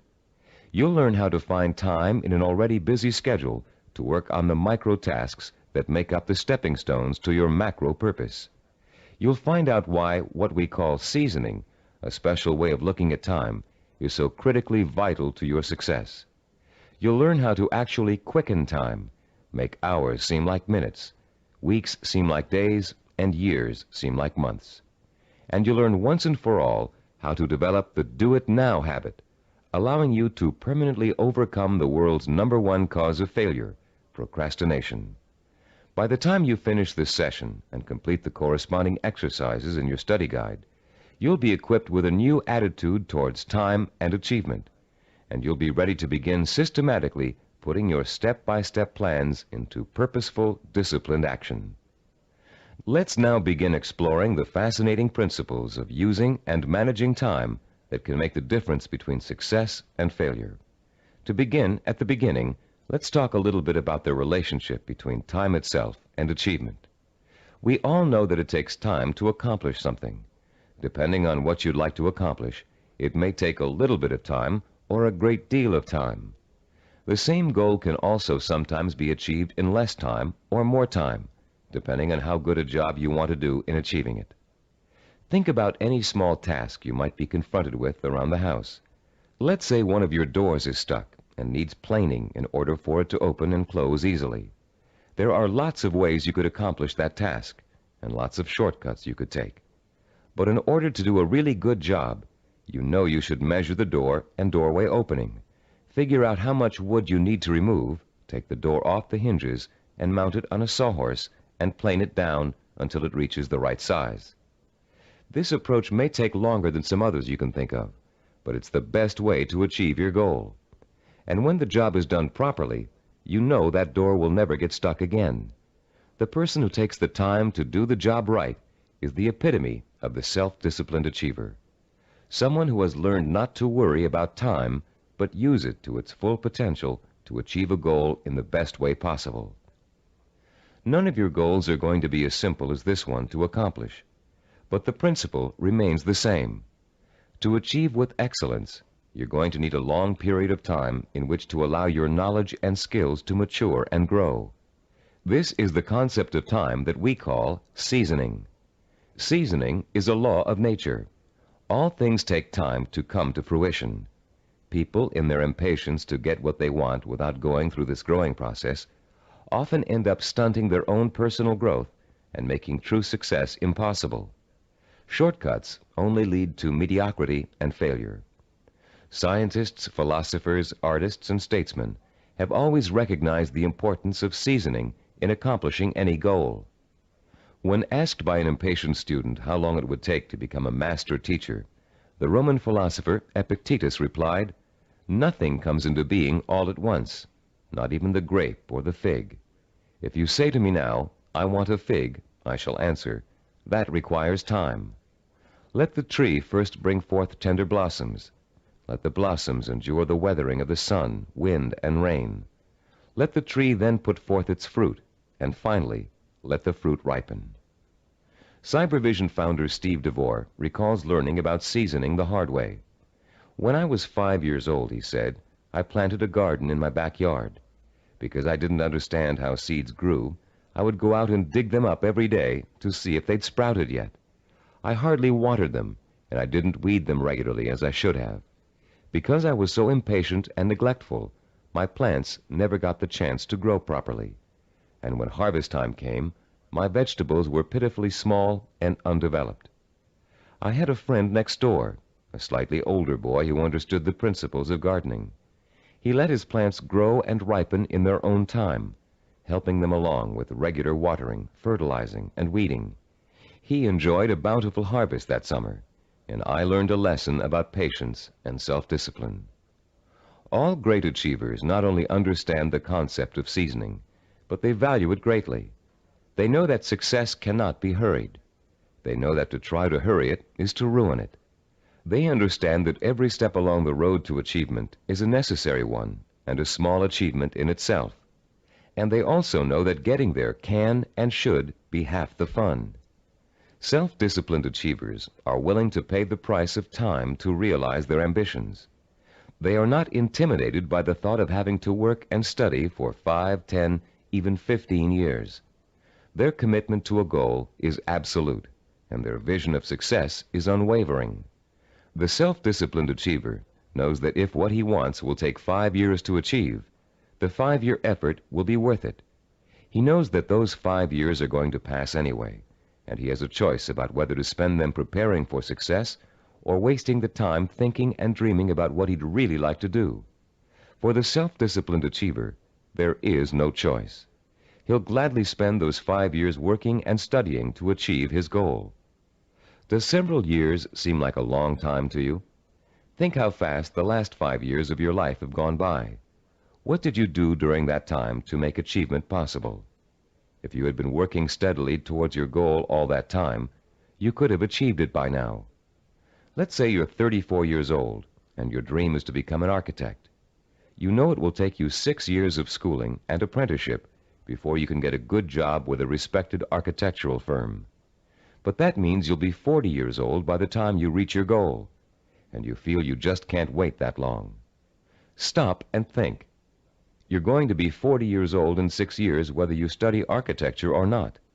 And if you choose not to study it now, in 6 years, you'll be in the exact same position, wanting to be an architect and knowing it will take you 6 years to get there. Only by then, you'll have to work until you're 46 to achieve your goal. You can get there in 6 years by starting now, or you can choose to give up hope of ever getting there at all. If you really want to achieve your goal, 6 years won't seem like such a long time. As you'll find out later in this session, to the self-disciplined achiever, the 6 years will go by very fast. Impatient people want things to happen overnight. In the words of French philosopher Blaise Pascal, they anticipate the future as too slow in coming. And in being unwilling to devote hours of time to the kind of seasoning it takes to become accomplished at anything, they waste their lives by doing nothing at all, and they wonder why they always feel so unfulfilled. How many youngsters have you known who came home from a rock concert determined to learn to play the guitar? It looked easy when the group on stage was playing, so the youngster goes out and buys a guitar and takes his first few lessons. And all of a sudden, it becomes apparent that it's not easy. It's going to take years of hard work and effort to learn to play really well. So the youngster loses interest and gives up, bored with the tedium of practicing scales for hours. Yet the professional musicians he's watched have put in years of practice to get where they are, and where the youngster would like to be. The great artist Pablo Picasso was once approached by an admiring woman in a restaurant. Having recognized him, she asked him to draw something, anything, on a napkin for her. She told him she'd pay him whatever he thought was fair, if only he would provide her with this impromptu work of art. Picasso agreed and spent 5 minutes drawing a picture on the napkin. When he was finished, the woman picked the napkin up in delight. How much did he want for the picture, she asked. Calmly, Picasso replied, $10,000. Dumbfounded, the woman began to argue with him that a picture drawn on a napkin in 5 minutes couldn't possibly be worth that much. But Picasso just smiled and said, Madame, it may have only taken me 5 minutes to draw the picture, but it took me 40 years to learn how to draw it. 40 years. Does that seem like an interminable amount of time? To a master artist seeking the ultimate expression of his talent, a great scientist seeking a cure for disease, or an ambitious businessman trying to turn a small company into a Fortune 500 corporation, 40 years can seem to fly by overnight.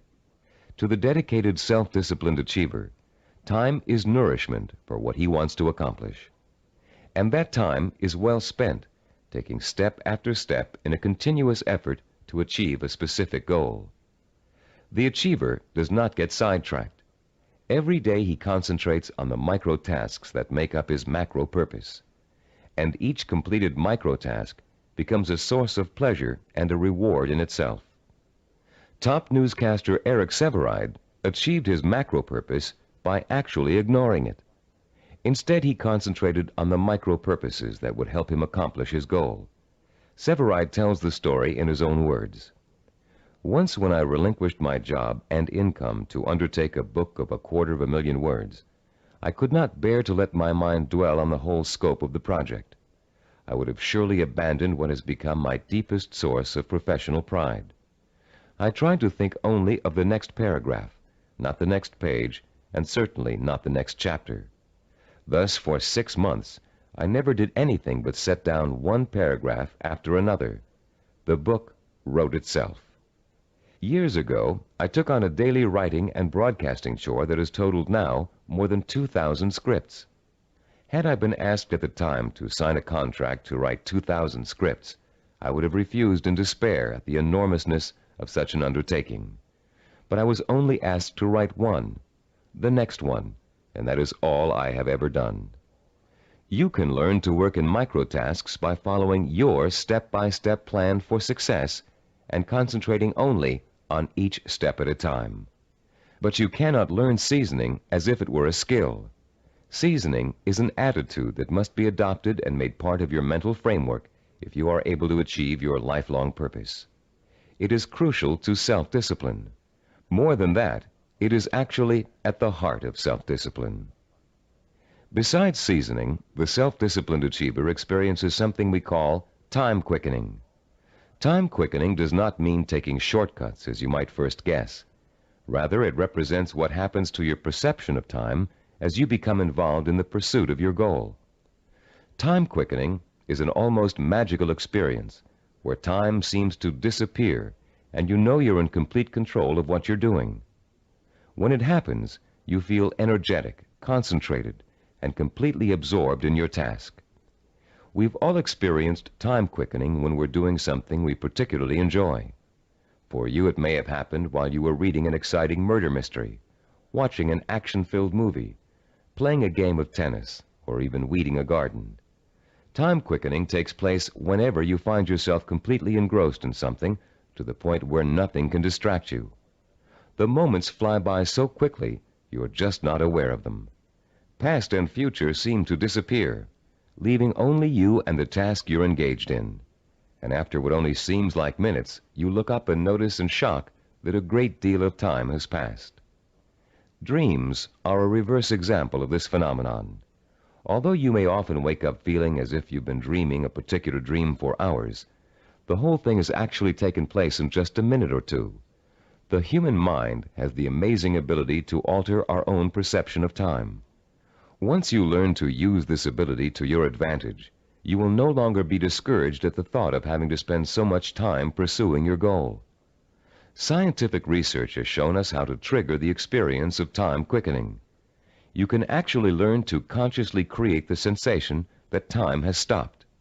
You can do it by becoming single-mindedly and uninterruptedly involved in an activity for a significant period of time. Time quickening occurs when you surrender your attention and your senses to something outside of yourself. There are 6 steps you can and must take to experience the benefits of time quickening. Listen to them carefully, and then try to recreate them, first with lesser tasks that may or may not be related to your goal, then with your actual micro-purposes. First, create or find a working environment that is free of distractions and potential diversions. Second, focus on doing one task at a time and stick with it until it is completed. Third, surrender yourself to the task at hand. Work hard and work well, and don't stop working until you have finished as much or more of the task as you started out to do. Fourth, plan to work uninterruptedly for a significant span of time, several hours if possible. Fifth, don't watch the clock as you work, and don't continually compare how much you've accomplished against how much you still have to do. Sixth and last, stop working when your thinking becomes muddled due to fatigue.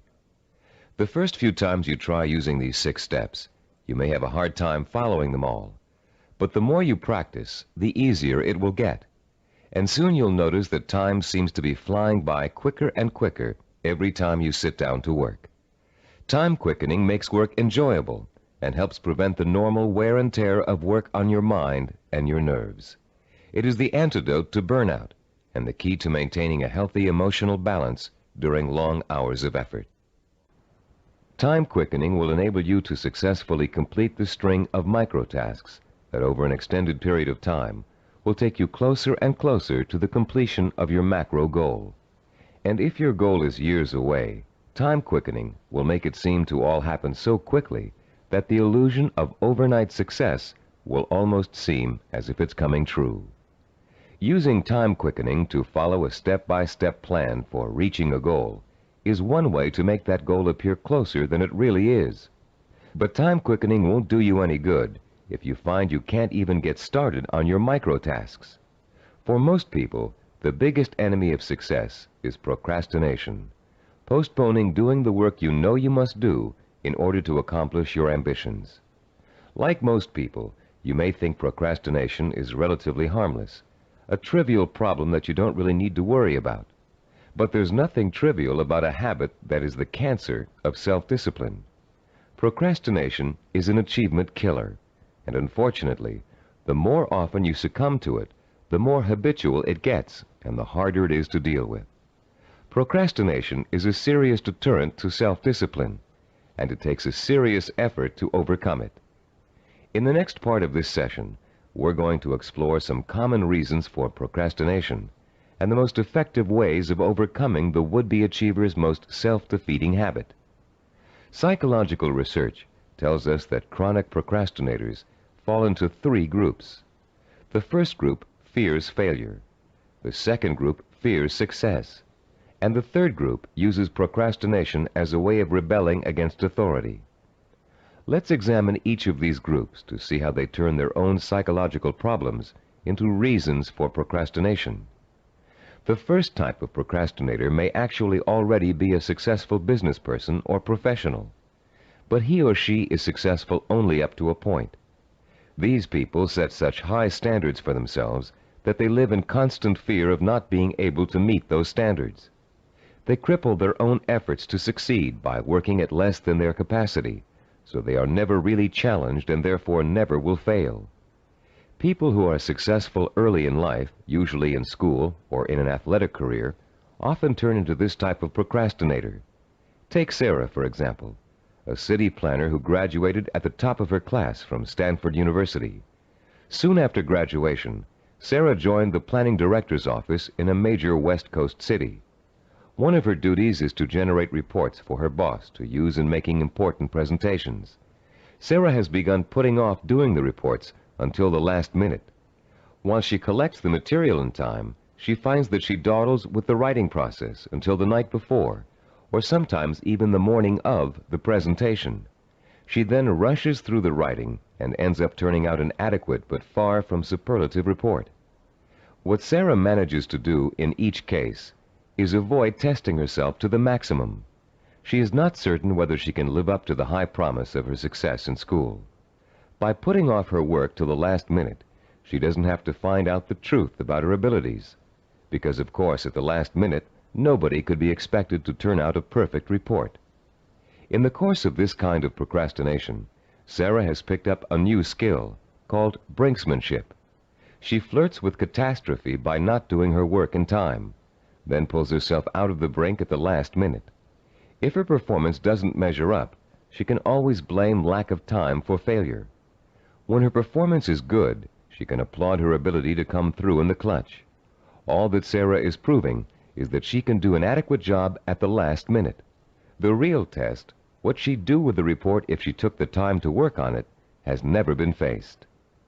The second group of procrastinators are afraid of the very thing most people are striving for, success. Some of these people are simply afraid to stand out from the crowd.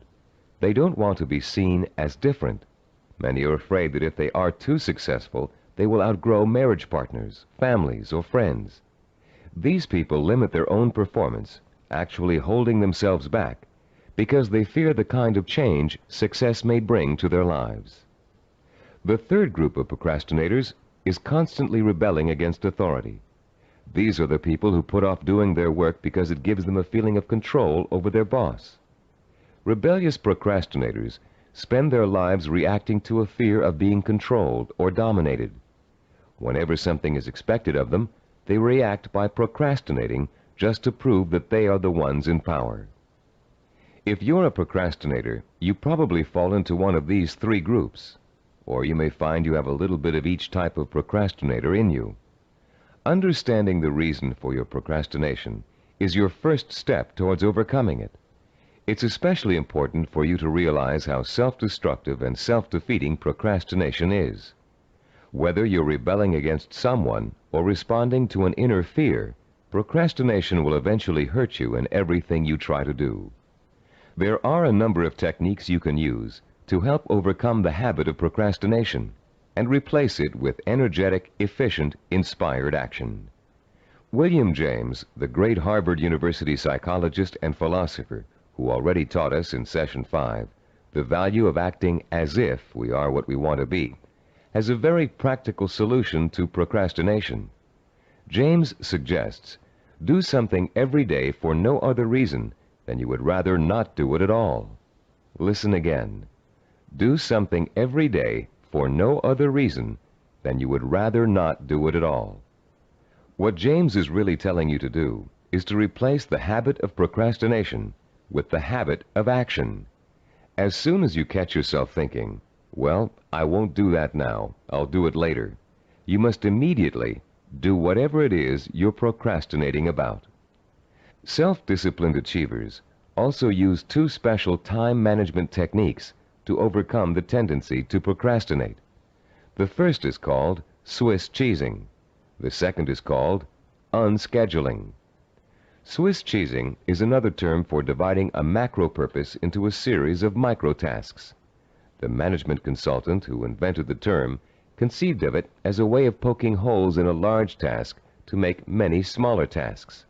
If you have a task that will take 2 hours, Swiss cheesing it creates 8 15-minute segments, or 4 30-minute segments, or however many smaller segments you need to get the task done. Breaking a macro purpose down into micro tasks makes it seem much less formidable. In fact, this one-step-at-a-time approach is the only way to achieve a major goal. Without losing sight of what you want to achieve, you should never go around thinking about the enormity of your major purpose. You must concentrate only on achieving one small step at a time. Unscheduling also helps you to overcome procrastination and get on with your project in the most efficient way possible. Sometimes you know you're going to need so much time to complete a task that you won't even start it. You rationalize that you'll never find the time to finish it anyway. But often people overestimate how much time it really will take them to do something, and they don't realize that by Swiss cheesing, they can find the time to do it in an otherwise busy schedule. Turn to page 45 of your study guide and look at Form 8.1. You'll see a chart with the days of the week listed along the top row, and the hours in a day listed vertically along the left side. There are 7 days listed and 16 hours per day. The chart presumes that you get up at 6 o'clock in the morning and retire at 10 p.m., but you can easily change the numbers to correspond to your own daily hours. It's often a shock to look at a chart like this and realize how many hours you actually have available to you in a 1-week period. Of course, many of those hours are taken up with the necessities of everyday life. Your first task in this exercise is to fill in all those hours that are occupied with travel, meals, work, meetings, regular recreational activities, and other commitments. Only fill in the time that absolutely must be devoted to activity. If you regularly watch television or read magazines for 3 hours every night, that doesn't qualify as a life necessity unless it's part of your job to do so. When you've finished, look at the boxes you haven't filled in. These represent your free time, time you have full control over and can devote to your own micro projects. You may be amazed to find that you easily have 20 or 30 hours per week of free time to devote to your project. And if you include time that's spent commuting on a bus or train, the hours may add up to considerably more than that. Once you've ascertained when and where your free time occurs, you can begin allocating that time to your micro projects. When the hour arrives to start working, remember William James' advice and do it now. Work uninterruptedly during that time, taking scheduled breaks only as necessary. And don't allow yourself to get sidetracked. Working uninterruptedly means learning to say no when people try to take you away from your work. If a friend calls up and asks you to go bowling while you're working, you must learn to refuse. Make a date to go some other night, but complete your working hours in the time you've allotted to them. Let your family know that you're serious about completing your tasks. Schedule time to enjoy being with them, and let them know that when you're working, you are not to be interrupted. After successfully completing each work session, fill in the blank hours on your chart with a special colored pen or pencil. Choose a name for your project and fill in the blanks with that name. It will soon become extremely rewarding for you to look at the chart and see the red or green boxes begin to take up considerable space on the page. More rewarding, you'll begin to see real progress in your effort to complete your micro tasks. As you learn to devote uninterrupted time to your work, you'll find the time-quickening experience begin to occur more and more often, and you'll be less and less inclined to procrastinate. Soon your micro projects will become as much a part of your life as eating and sleeping. And an excitement will take hold as you begin to realize that yes, you are working steadily toward your goal. And not only can you really do it, you are really doing it. Be careful not to overcommit yourself in terms of time spent on your project. Your goal is not to exhaust yourself. And beware of trying to go in too many directions at once. That can cause the kind of anxiety that will make you want to give up before you even get started. Concentrate on accomplishing one task at a time. That task will get done, and then you can start on the next, which will also get done, and so on. Keep in mind through all of this that your objective is not to punish yourself with work in every free hour you have during the week. Working towards a macro goal by accomplishing micro tasks should not be an unpleasant experience. By creating a healthy balance between work and recreation, you'll find yourself looking forward to those hours when you can devote yourself to pursuing the goal that will make life truly worthwhile for you. You'll reach a point where you wouldn't trade those hours for anything in the world. You've come a long way in this session. You've learned how to overcome the tendency to procrastinate, how to experience time quickening, and how to learn to value seasoning as inevitable in reaching any goal. We'd like to make one more suggestion to you before ending this session. Put up a sign at your desk, table, or other workspace. A sign in big, bold letters that you can see every time you look up. This sign should say, "Use time or lose time." Let it serve as a constant reminder that time marches on, whether you're working toward your goal or not. And every minute that you are devoting to your micro projects is bringing you just a little bit closer to achieving your life's ambition. In the next session, you'll find out how self-disciplined achievers master the skills and knowledge they need to make their vision a reality. And you'll learn to broaden your own new field of knowledge by overcoming your learning blocks and harnessing your built-in powers of intelligence and discipline. In this session, we're going to talk about how you can identify and learn the knowledge and skills you need to master in order to achieve your vision and purpose. As we've repeated throughout this neuropsychology of self-discipline program, any goal worth achieving takes preparation and careful, patient work. As easy as running is, as natural as it seems, you wouldn't go out today and run a marathon without months of preparation, slowly working up to 3 miles a day, then 7, then 10, then 15, gradually working toward the 26-mile goal. You would start marathon conditioning with a careful program of nutrition, stretching exercises, reading, talking to other runners, and even a doctor's checkup. You'd determine what knowledge and skills you'd need to accomplish your goal of 26 miles, and you'd accumulate the knowledge and skills step by step until your goal was achieved. The goal of this session is to help you learn how to learn. Many of us were programmed years ago with the belief that there are certain things we just cannot learn. We were tracked in school into one path or another because of test results which told us we had no aptitude for a particular subject area, or by teachers or counselors who believed we were best suited for one discipline over another. In some cases, the stereotype was as blatant as girls take home economics, boys take shop. In other cases, the grounds for tracking could have been racial or economic, or some other person's perception of our intelligence. In a now famous psychological study, new teachers in an elementary school were told that certain students in their classes were gifted and certain others were slow. In truth, there was no measurable difference in the student performance up till that time. But by the end of the following semester, the students labeled gifted were doing work above grade level, while the slow students were performing below. The only thing which had changed was the teachers' attitudes toward the children. Much of our response to learning has been based on what we've been told about our ability to learn. In this session, you'll learn how to break through the learning barrier and clear away the mental blocks that have you falsely entrapped in the belief that you can't learn certain difficult subject matter and skills.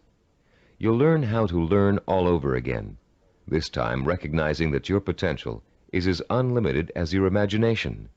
You, like other self-disciplined achievers, will know how and when to acquire the essential knowledge and skills that will enable you to achieve your goals. In our research into human achievement, we found that the world's most persistent and successful people had developed a four-step approach to learning that ensured they would successfully acquire the knowledge they need to achieve their goals. The process is a simple one. Listen carefully as we go over its basic components. First, they're able to determine what new skills and knowledge they must learn in order to achieve their goals. Second, they call into play their belief in their ability to learn. They believe they can learn any subject or skill, no matter how difficult it might be. Third, they're patient. They understand that acquiring new knowledge and skills is often a slow, step-by-step process that requires systematic trial and effort. No matter how young or how old, the learner must go through the same progression of acquiring knowledge and skills. And fourth, they develop their own effective, personalized system for learning, a simple learning formula they can apply to any subject matter to efficiently and thoroughly master goal-relevant knowledge and skills. Let's delve into each of these steps in turn to see how they can be applied to your own learning efforts. The first step of a learning program to acquire a new skill can be approached much like the planning work we dealt with in Session 7. You can design a similar flow chart with an activity box labeled Start and a box labeled Finish. The intermediate steps are, of course, other activity boxes. Activities which must take place at the same time must appear one above the other. The activities that follow each other in chronological order are listed from left to right. The activity that comes first is to the left of the activity on the right. Any research you have to do, consultations you have to make, background materials you have to accumulate, all are entered on your flowchart in the proper activity boxes. Let's assume for a moment you're just about to begin your first year of college. Your ambition is to become a neurologist. You know that to get into medical school, you have to excel in college pre-medicine. The thought of taking 4 years of math, chemistry, and biology seems pretty intimidating, and becomes even more intimidating when you realize that you have to have almost a straight A average in those subjects to be even considered for medical school admission. The intimidation would quickly go away if you could develop a 4-year visual network plan that outlines specifically what you had to learn and in what order you would have to learn it, year by year. Then, upon viewing the completed network plan, look at it and develop the deep inner belief that you have it in yourself to master each of the subject matter areas. Let's work through a visual network plan for successfully completing college pre-med. Granted, most of you listening to this program won't want to become medical doctors, but this example is applicable to any situation in which new knowledge and skills must be learned. Turn to Diagram 9.1 on pages 48 and 49 of your study guide. I'll pause a few moments while you find Diagram 9.1.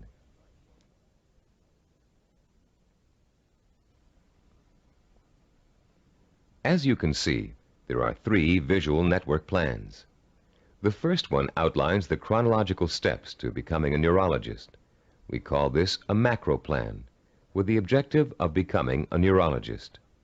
Below that is the micro plan with the objective to graduate in pre-medicine in 4 years with a minimum 3.5 grade point average. The micro plan is broken down into 2 levels. The first level is visually represented in 2 steps: the Start, labeled number 1, and Graduate with a Bachelor of Science in Pre-Med, labeled number 3. This first level has actually been extracted directly from the macro plan.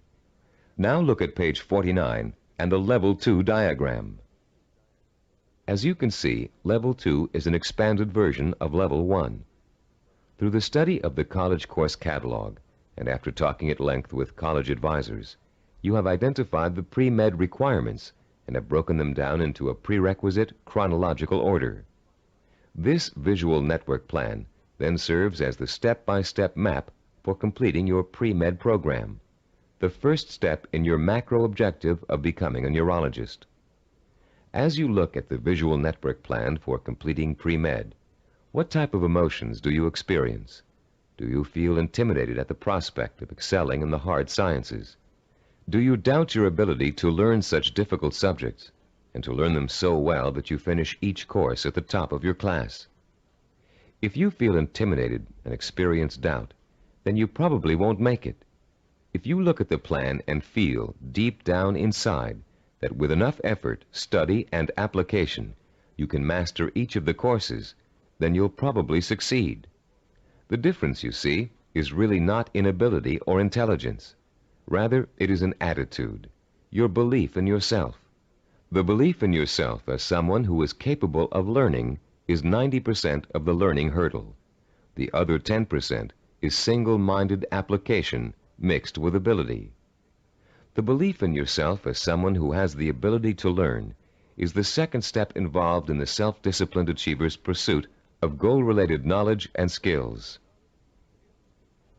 Much of your own belief in yourself as someone who is capable of learning complex material may have been educated right out of you in school for a variety of reasons, some of which we explored at the beginning of this session. One major reason for this belief is a vicious cycle people get caught up in early in their learning experience. Take math, for example. Many people have learning blocks when it comes to math. They feel that they just don't have the aptitude to learn complex mathematical concepts. And they can prove this lack of ability to you from their grades and success in math classes. What most of these people lack is not the aptitude for math, but the application of self-discipline. Math requires progressive learning. You have to master one concept before you can go on to the next. If you miss a few steps in between, then it's really easy to get lost. And once you get lost, it's nearly impossible to catch up. To stay on top in math requires a daily effort of study. Most people who enter math because of their lack of self-discipline think that they can get by with a minimum of effort. Most of these people are intelligent. They can get by in most other courses by just coasting.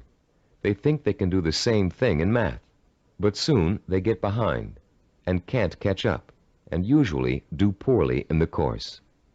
Then, after such an experience, they label themselves as poor in math. They carry this label with them throughout their lives. This label shades most of their decision-making when it comes to choosing courses of study and careers.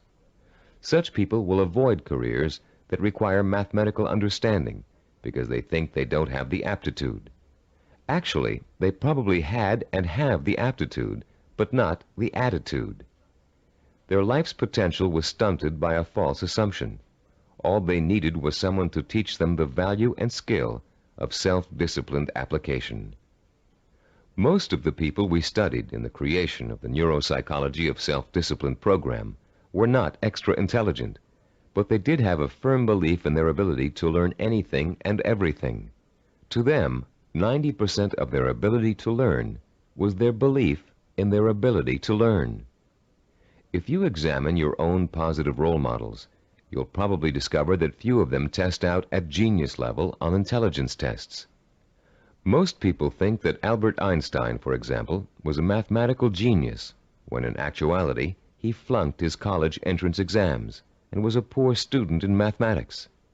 As a youngster, he envisioned himself one evening riding through space on a beam of light. In his imagination, he sensorially experienced the theory of relativity. He knew what it was, but he was not able to explain it to others in a language they could understand. The only language was mathematics.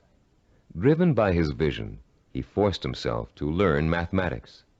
For Einstein, it was a day-by-day struggle, but he finally developed enough mathematical knowledge to simply express his experience mathematically. Einstein's theory of relativity and its mathematical expression ushered in the age of nuclear energy. Another scientist, whom most people attribute genius, was the inventor of the laser, Dr. Theodore Myman. While at Stanford University, he flunked his Ph.D. oral exams and had to take them over again. Learning didn't come easy for him. It was a daily, step-by-step struggle.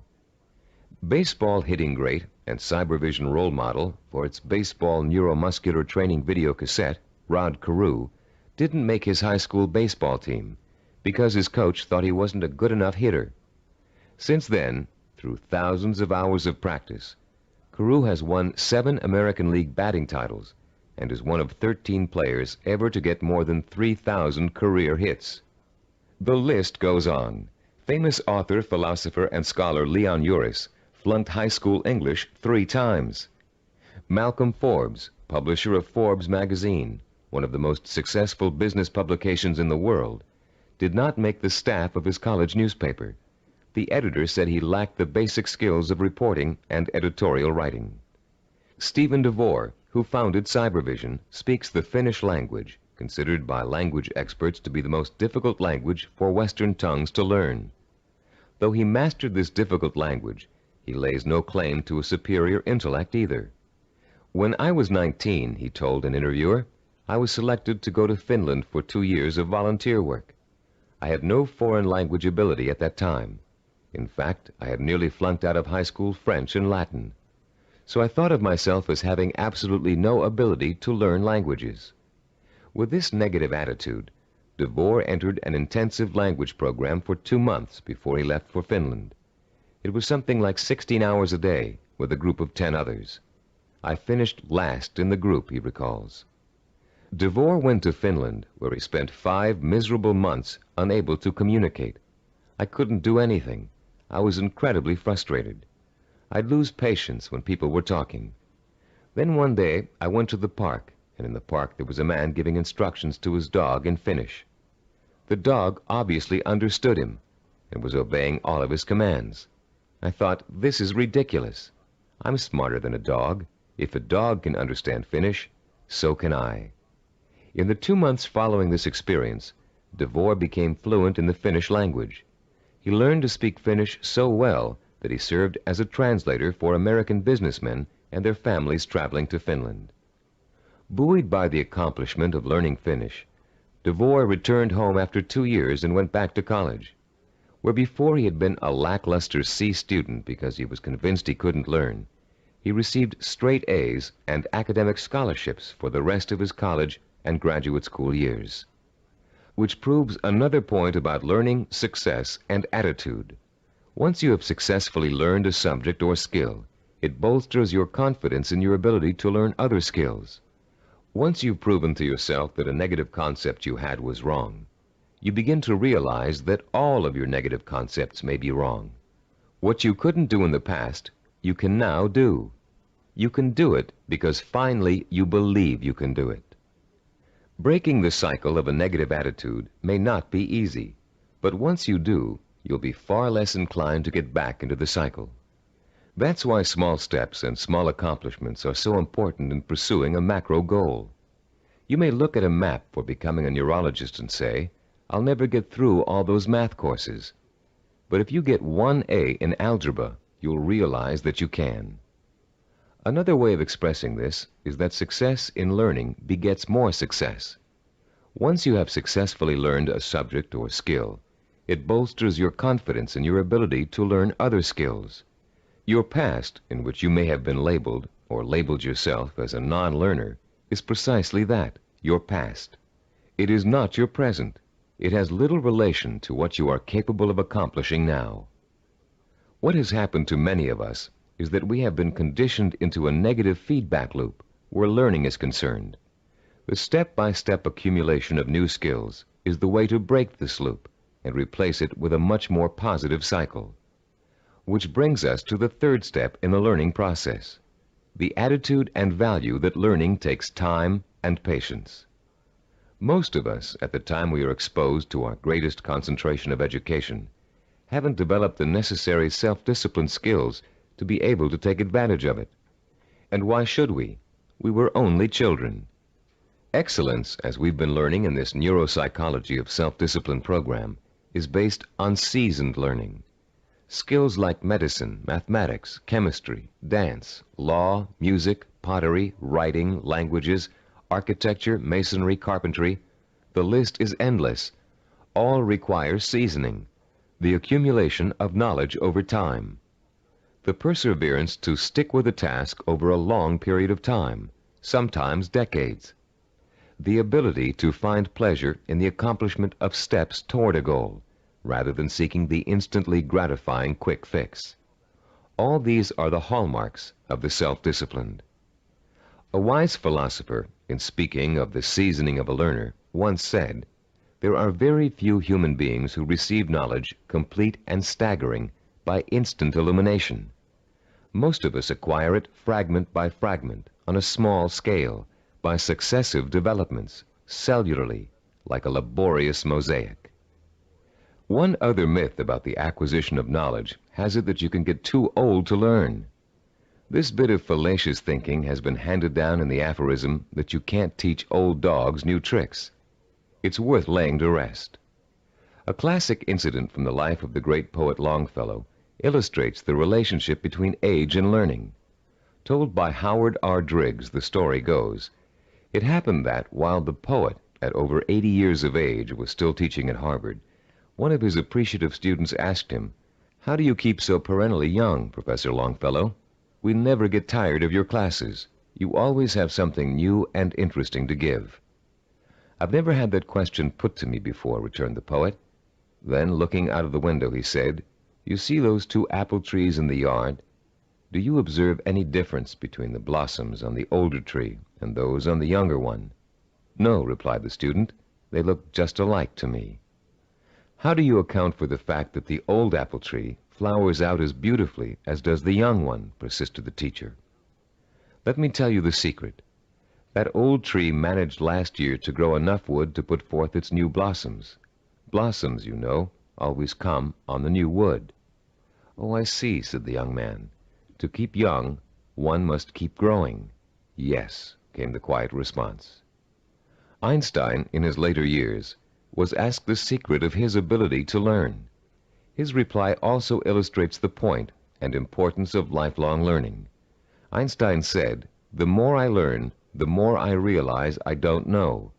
The more I realize I don't know, the more I want to learn." Age should be no barrier to the acquisition of new knowledge and skills. If you have the self-discipline to see your efforts through, you can learn anything at any age. Let's now discuss the 4th step in the learning process, a set of tried and proven principles that work together as a system to make learning easy. If you'll turn this cassette over now, we'll introduce you to a very simple yet powerful system to learn effectively at any age, whatever the subject area. A recent movie called Educating Rita beautifully illustrates the points we're going to discuss in the remainder of this session. This film is about a working-class Englishwoman who has a dream about becoming educated. The film tells the story of her personal odyssey as she pursues her vision, her dream, in the face of incredible obstacles. She faces at one point or another during the story conflicts with work, with transportation, with her parents, with schedules, with her mentor's desire and ability to teach, with the disdain of other more educated students, and with a husband who wants her to stay home and make babies, not thesis. Through it all, she perseveres, driven by the dream of herself as an educated woman, a woman who can discuss important issues, who can commune with the great thinkers and writers who make up such a rich part of her English heritage. She burns with the fire of her vision, a vision rich in dignity and strength. It's a vision she can hear, smell, taste, touch, and see. The actress, Julie Waters, expresses her character's struggle to change, to improve, to better herself, with such credibility that you can see the woman, Rita, change before your very eyes. There was nothing abstract about Rita's quest for education. Each book she read, each class she took, each time she met with her advisor or participated in a class discussion, was a visible step toward the completion of her goal. It was extraordinarily obvious how closely her vision and her process of learning were interconnected. Sometimes that connection is less obvious. So that's what the remainder of this session will speak to: how to recognize the connection between learning and the successful achievement of your goals. Learning is not simply the rote memorization of useless facts, or even useful facts. Of course, we're all aware that in 1492, Columbus sailed the ocean blue. But what does that have to do with our vision? The same lack of relationship to vision is often true with our attempts to understand abstract principles, as in mathematics, chemistry, or physics. They are very difficult to learn and use if we cannot see the direct applications to our everyday lives, to the pursuit of our purpose and vision. We ask ourselves, how is this going to help me in achieving my vision? Cybervision founder Steve DeVore recalls signing up for a course in statistics when he was attending graduate school. He hadn't taken the prerequisite higher math courses, but had gotten permission from the instructor to take the course anyway. DeVore's instructor, however, issued a dire warning at the beginning. Without those prerequisite courses, DeVore stood a good chance of failing. But forewarned is forearmed, and DeVore found a way to overcome his lack of preparation. The first week of class, he found himself swamped with mathematical concepts that were abstract and confusing.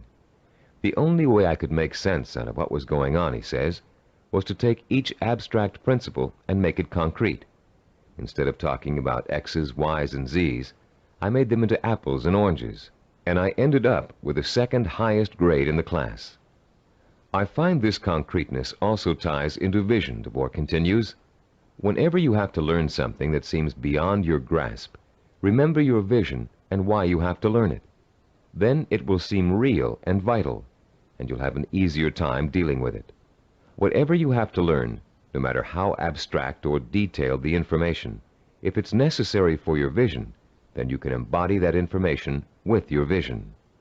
Then it becomes something real and vital. You can put a handle on it. You have a reference for it. You've been learning the importance of vision all throughout this program. The sensory-rich, detailed kind of vision you created in Session 6 and are continuing to create on a daily basis. Making those visions concrete, you'll recall, sometimes even involved putting clippings or photographs of a desired goal upon the wall. This kind of work to strengthen vision is also at the heart of learning. As I promised earlier, I'm about to introduce you to a powerfully effective, easy-to-learn method of learning that will carry you through the rest of your life. This four-part learning system is the application of certain principles that reveal themselves in the course of our research with self-disciplined achievers. Learning and applying these principles will enable you to approach any subject matter with confidence and thoroughly learn the material no matter how difficult it might be. We call this system mega-learning. We use the word mega to connote power. The power to achieve you acquire through the acquisition and application of knowledge. Let me quickly preview each of the 4 steps and then look at the process in greater detail. First, recognize the need to learn a principle. Second, relate the principle to your personal vision or goal. Third, internalize the principle by relating it to your own experience. And fourth, apply the principle in action.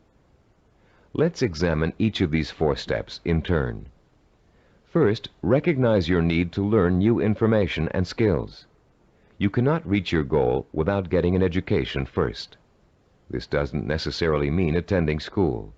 It means identifying the key skills and competencies that you must master if you are successfully going to reach your goal. Ask yourself, will I achieve my goal without this knowledge or skill? If your answer is no, then you have a strong motivation for learning. Your learning is now crucial, for without it, your road to achievement is blocked. Learning is a lot easier if you have a specific reason to learn. Once you recognize that you have a need to learn, you've taken the first step toward achieving your goal. Step 2 is simply asking yourself, how can I use this? How will it help me fulfill my vision? Imagine yourself achieving your goal and using the new knowledge and skills you are about to learn.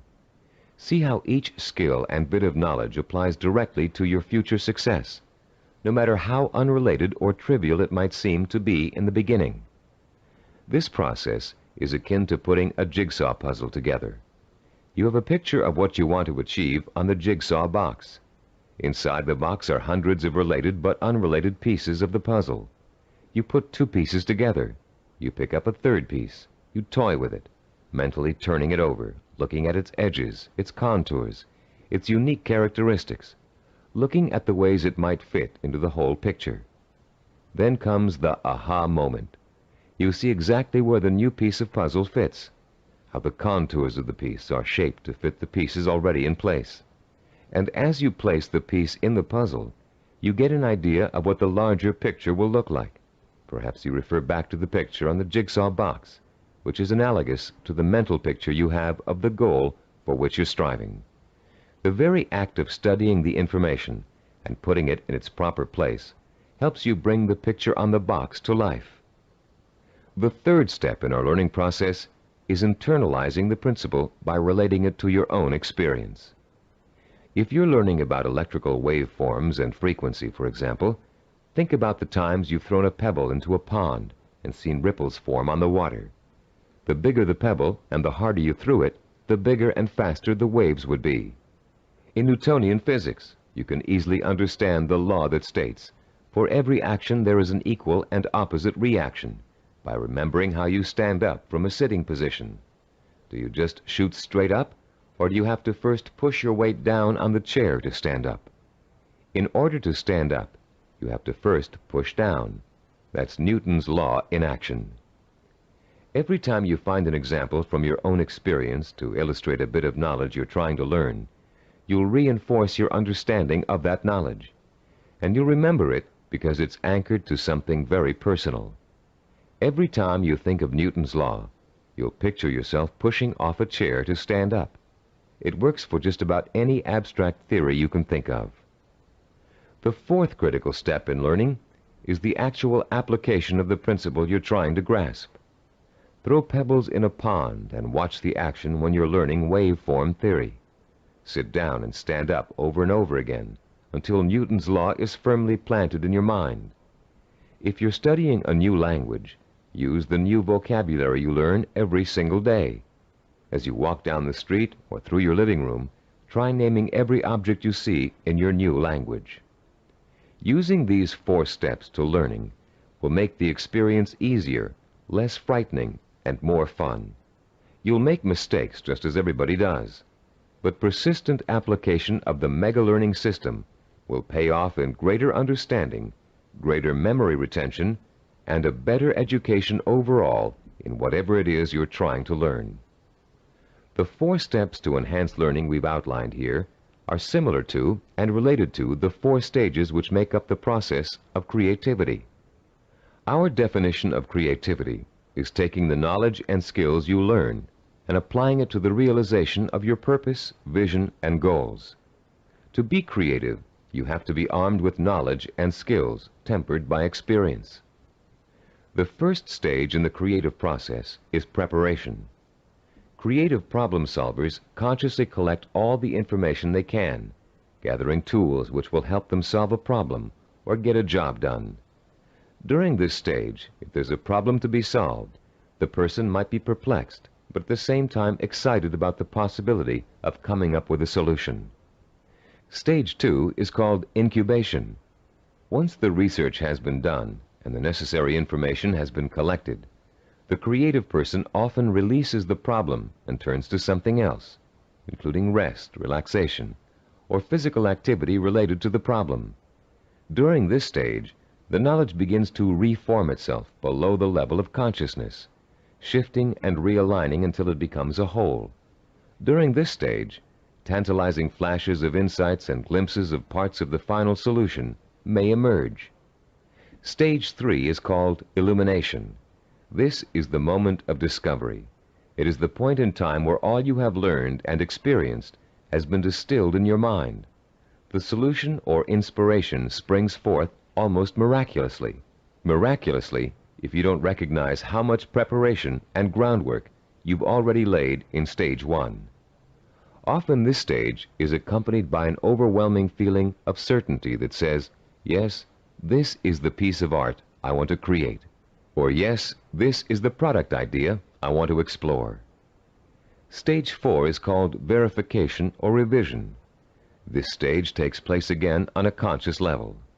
The details of an experimental process, if you are a scientist, must be worked out. If you're an artist, you must decide whether this picture will be painted in watercolor or oil. This stage involves visible work and rational thinking. It involves drawing from your base of knowledge and fundamental skills to make your work conform to the vision of your creative insight. As you can tell, the knowledge and skills you acquire are the tools for the creative process. The parallels to the simple approach to learning we've outlined here and the process of creativity should also help put to rest the misconception that self-disciplined people are not creative. That discipline involves being married to lists and systems to the exclusion of freedom and creativity. On the contrary, creativity is the byproduct of a disciplined, well-informed mind, a mind that is using its storehouse of knowledge to solve problems and achieve goals. The more you learn, the more creative you can become. If your heart is set on becoming a professional musician, you can hardly be expected to know how to compose a symphony until you've become an expert in reading music and have studied music history. If you want to become a heart surgeon, you can't expect to pioneer new techniques in heart surgery until you've thoroughly mastered all the existing techniques. If you want to start a business, you must first study how other businesses are run, and then make your own decisions about how your company will work. If the realization of your vision requires the mastery of new knowledge and skills, I hope that learning will now be a stepping stone rather than a barrier to the creative realization of your goals. In our next and last session, you'll learn how to develop the twin pillars of the self-disciplined character, persistence and perseverance. And you'll be well equipped to begin your long and fruitful journey towards the goal you've chosen as your most important ambition. I'd like to begin this final session with two true stories that illustrate the value of persistence and perseverance in any of life's endeavors. The first story is about a mountain climber named Don Bennett. After successfully scaling 14,000-foot Mount Rainier, one of the highest mountains and most difficult climbs in the United States, Don Bennett was interviewed about the experience by a local reporter. "How did you do it?" the reporter wanted to know. "How did you keep going for 14,000 feet and not giving up?" Bennett thought for a moment before answering. Then he spoke slowly, trying to get the reporter to understand the mental process that led him to the peak of that mountain. "Starting months before the climb," Bennett said, "I created a vision of myself at the top of the mountain. That vision was so real that I could actually feel the cold wind blowing in my face, and I could see the spectacular mountains and valleys all around me. I saw and felt this vision 100 times a day. It inspired me. It motivated me. It kindled my determination to see the climb through to the end. During the climb itself," he continued, "I drew upon my vision for inspiration. When the going got tough, I saw myself at the top of that mountain just as clear as could be. And then finally, I reached my goal and my vision became a reality." The reporter was impatient with Bennett's explanation. Yeah, he said, "I've heard all that vision stuff before. But that doesn't explain how you did it. You're an amputee. How did a one-legged man climb a 14,000-foot mountain?" Don Bennett looked the reporter straight in the eye and said quietly, "One hop at a time. My vision became a reality, one hop at a time." Our second true story takes place during the last few weeks of World War II. Don McCall was a seaman on the Navy ship Indianapolis, which at the time was cruising the Philippine Sea. Suddenly, the ship was struck by Japanese torpedoes, and immediately it began to sink. McCall was asleep below decks when the first torpedo hit. He instinctively grabbed his life jacket and made his way up to the deck as the ship began to roll over. As he launched himself into the churning sea, the ship sank, taking 300 men with her. Another 900 or so had been pitched into the water. "I made up my mind that I was in big trouble," McCall told an interviewer, "and I also made up my mind that I would do whatever I had to do, no matter how painful, to survive." The first thing McCall did was to move away from the other survivors and float alone. He knew about the dangers of mass panic, especially if there was a shark attack, and he knew he'd stand a better chance if he stayed away from the other men. McCall also protected himself from exposure in the blistering sun by keeping a life jacket over his head. He kept a hose on his person so he could retreat underwater in case of a Japanese attack. And most important, he kept in mind the lesson he had learned about the danger of drinking seawater, no matter how thirsty he got. For days, McCall watched men succumbing to mass panic and hallucination.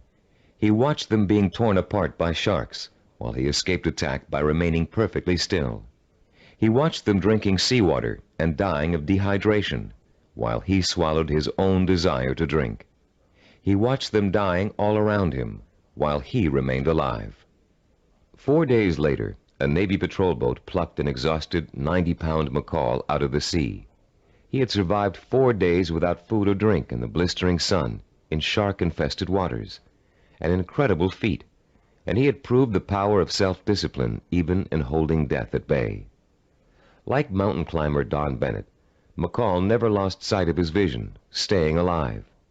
He used all his knowledge and skill to make that vision come true. He resisted drinking seawater to get immediate gratification of his thirst, which would have killed him.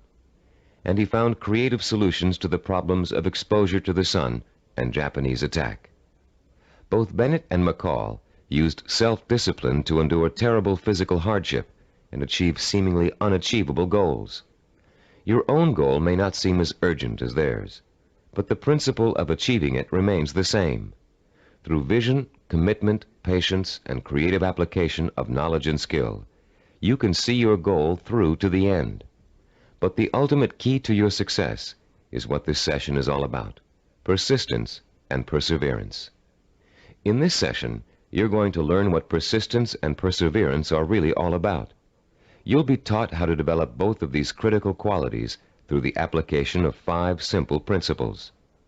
You'll find out how to turn problems and setbacks, even agonizing situations, into positive learning experiences that will actually bring you closer to the realization of your goal. And you'll understand the value of never giving up, no matter how tough the journey gets or how endless it seems. First, let's define the words persistence and perseverance. Is there a difference between the two? Yes, a subtle one. Persistence means never giving up. Perseverance means persisting in spite of hardships, opposition, and setbacks. Mountain climber Bennett and Navy seaman McCall displayed both persistence and perseverance in their heroic efforts to reach their goals. Bennett had to use his one leg to hop at least 30,000 times to get up to the top of Mount Rainier. McCall had to stay calm and follow a life-saving plan while spending 4 days in shark-infested waters without any food or drink. These men reached their goals because they had already developed the qualities of persistence and perseverance. Now you are going to learn how to develop these qualities too. There are 5 crucial steps involved in learning how to develop into the kind of self-disciplined achiever who never quits and never loses sight of his or her goal. Listen carefully while I outline each one. The first step is to rekindle and refuel your vision and purpose every single day. Remind yourself daily of the rewards and benefits that await you when you successfully realize your goal. The emotion you draw from these constant reminders of why you're working so hard and giving up so many things will sustain your powers of persistence and perseverance. The second step is to firmly anchor the following attitude deep within your heart and mind. I can achieve anything I set my mind to. Nothing is impossible for me to achieve if I want it badly enough and am willing to pay the price for it. No matter how much hard work it takes, no matter how long it takes, no matter how difficult it is, I can and will achieve my goal. I will never forget that a journey of 1,000 miles begins with a single step. Step 3. Realize that obstacles are going to arise and setbacks are going to occur. Keep in mind that these difficulties are really opportunities to learn. Every obstacle that you overcome, every setback you bounce back from, strengthens your character and makes you smarter and stronger. Whatever you do, Don't try to hide from or ignore problems. They never go away by themselves. Meeting challenges squarely and solving problems creatively is at the heart of self-discipline and at the heart of achievement. As Benjamin Franklin said, those things that hurt instruct. When your progress seems blocked, it means that it's time to increase your knowledge and look for creative solutions. This is the fourth step in developing persistence and perseverance. You may be doing the wrong things for the right reasons, and now is the time to find out. Start experimenting with taking different paths to your destination. But whatever you do, don't quit. Most people quit when things don't work out as they planned, or when they realize how much hard work they're going to have to do. Remember, a failure is someone who has not learned from his mistakes. Step 5. Turn your work into fun. Make what you have to do into something you want to do. Working towards a lifelong goal shouldn't feel like a sacrifice, because that goal is what you want more than anything in the world. If you follow these 5 steps faithfully, your long road to success will turn into an exciting journey of knowledge, discovery, challenge, and reward. And for as long as you feel you're making progress, even hard work and minor interferences won't shake you from your purpose. The real problem arises when a major setback occurs, especially if it's unforeseen. A seemingly insurmountable obstacle is often enough to make even the most determined achiever decide that the fight simply isn't worth it. Setbacks make people give up just at the point when they should not. How can you deal successfully with setbacks? How can you learn not to feel like a failure when it suddenly seems that all of your hard work may have been for nothing? There are 5 ways you can turn every setback you encounter into a learning experience, one that will leave you stronger and wiser and more determined than ever to keep working toward your goal. Listen carefully while I outline each one in turn.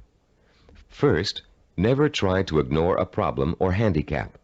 Deal with your problems directly. Don't avoid them or try to hide from them. If you want to start a business but can't find people to back you up financially, that doesn't give you the right to plunge into your project with no capital and a lot of ideas for spending money. If you want to become a doctor but don't have the grades to get into medical school, it won't help you to start applying to schools you know you can't get into. When you have a problem, study it from all angles and try to determine the best way to proceed. Which brings us to our second point. Don't blame other people for your setbacks, and don't chalk it up to bad luck.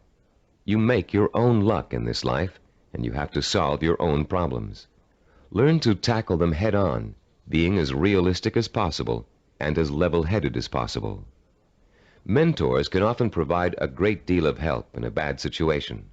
Try acting as if you are your own mentor. What would he or she do in your situation? Or what has he or she already done to overcome an obstacle similar to yours? Third, continually strive to strengthen your qualities of self-discipline. Setbacks often occur because of weaknesses in certain areas. Try to turn those weaknesses into strengths. Be your own severest critic, but not your own worst enemy. Don't tell yourself, I failed. Tell yourself, I slipped, but I'm going to pick myself up and go on. Fourth, in almost every setback, there's a seed of opportunity, a silver lining, if you will. Find it and use it.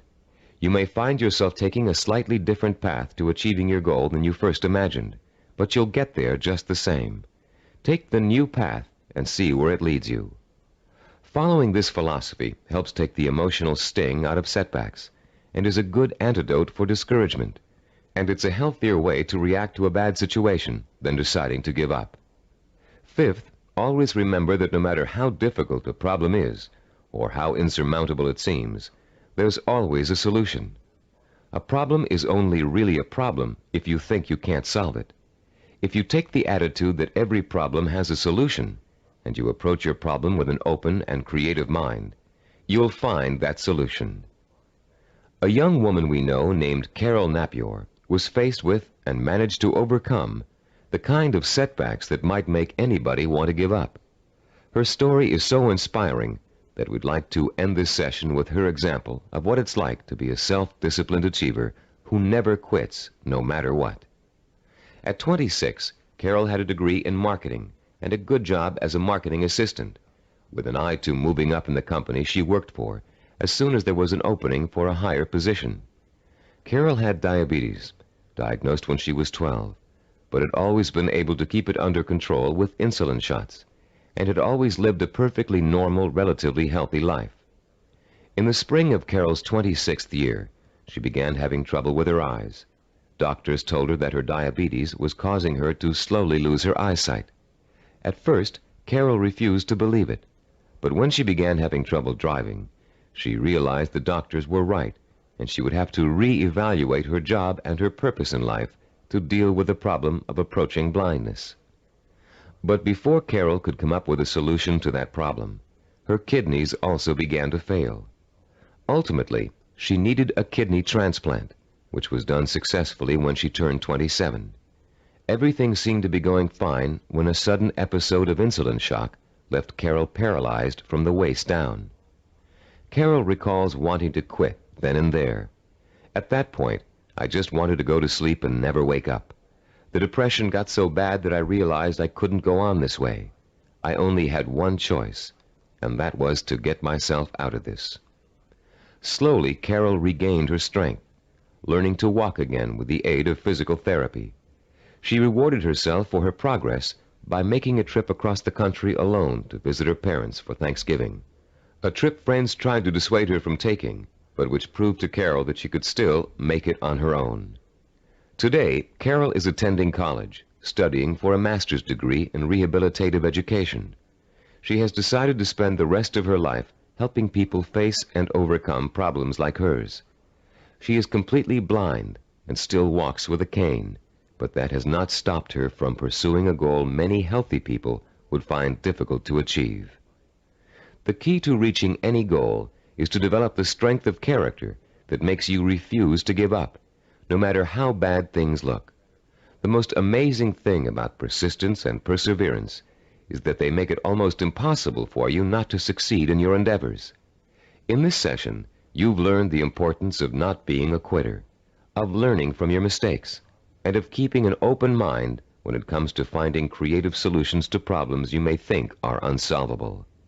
In the next session, we're going to review everything you've learned in the Neuropsychology of Self-Discipline program and give you some tips for developing the lifelong habit of self-discipline.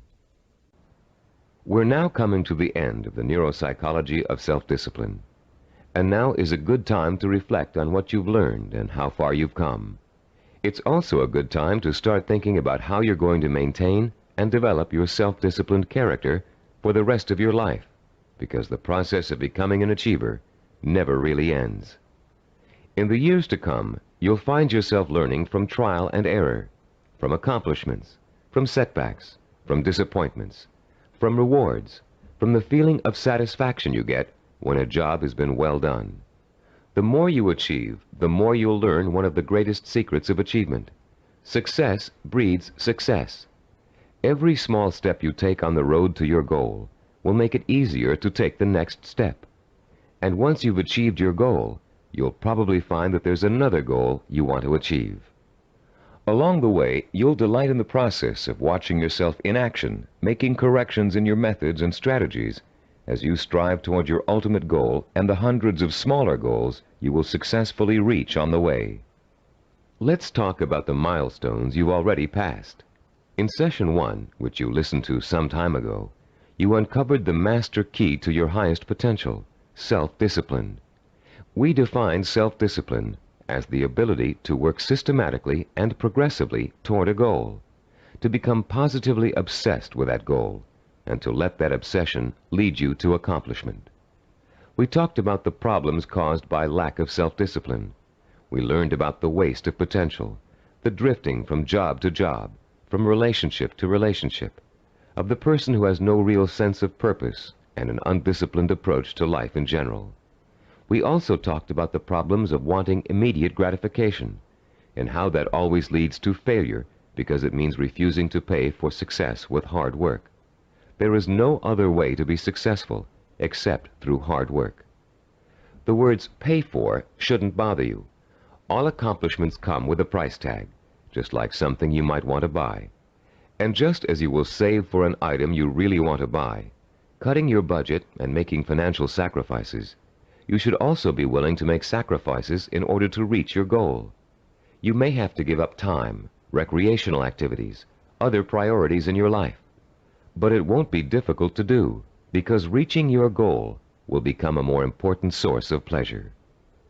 In Session 2, you were introduced to the 10 characteristics of the self-disciplined achiever. These characteristics served as a model against which you could compare your own strengths and weaknesses. Let's review them quickly now, to refresh your memory and see how far you've come in absorbing the principles of this program. First, self-disciplined achievers have a strong sense of purpose. They have a cause or direction to which they have chosen to dedicate their lives. This cause gives them meaning in their lives and a reason to exist. Second, the self-disciplined seek out positive role models, called mentors, to teach them how to best approach their goal and overcome setbacks and obstacles along the way. Third, self-disciplined achievers use sensory images to provoke the kind of emotion that keeps them working toward their goal for as long as it takes to achieve it. Fourth, those possessing an iron will dwell on the fulfillment of their vision rather than on fear and failure. They have a positive attitude toward themselves and their goal and refuse to let setbacks get them down. Fifth, the self-disciplined achiever has a deep-rooted belief in his or her ability to achieve. This "I know I can do it" attitude is nurtured by their study of mentors and their realization that the only thing that stands between themselves and their goals is hard work and self-discipline. Sixth, self-disciplined achievers have the ability to plan and organize. They know that a goal can never successfully be reached in a haphazard way. They understand that they must map out a blueprint for success if they are ever to realize their highest ambitions. Seventh, they know how and when to acquire the essential knowledge and skills they need to achieve their goals. This comes from the planning and organization work they did earlier. Eighth, self-disciplined achievers have patience. They understand the concept of seasoning and its importance in reaching any goal.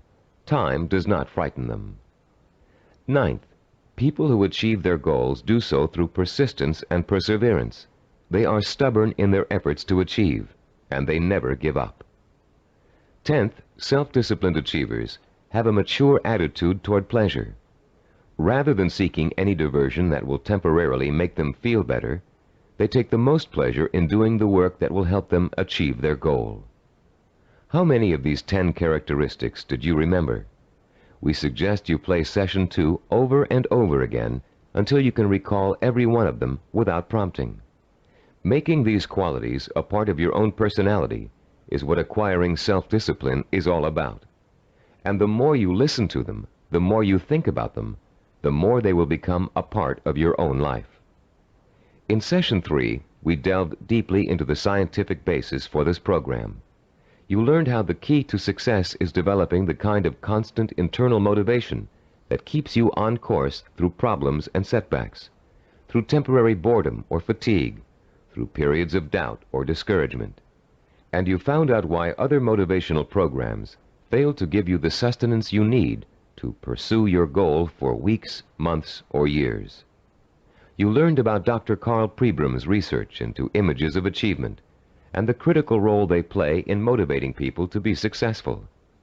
Dr. Pribram's discovery of the power of sensory-rich images to provoke the drive of motivation made the creation of this unique program possible. In Session 4, we discussed the power of purpose. Here you learn to focus your energy like a laser beam on what you want to accomplish. You learned how your macro or major purpose really could be broken down into a series of micro or minor achievements. You heard examples of how well-known achievers tackled major goals by turning them into step-by-step plans for success that they could deal with one at a time. In the same session, you participated in a fascinating exercise that let you pinpoint, perhaps for the first time, what your most important goal in life really is. You then used that goal to create a statement of purpose that would stand as a beacon in your quest for achievement. In Session 5, we talked about mentors and role models. You learned about the process of modeling, the basis for human learning.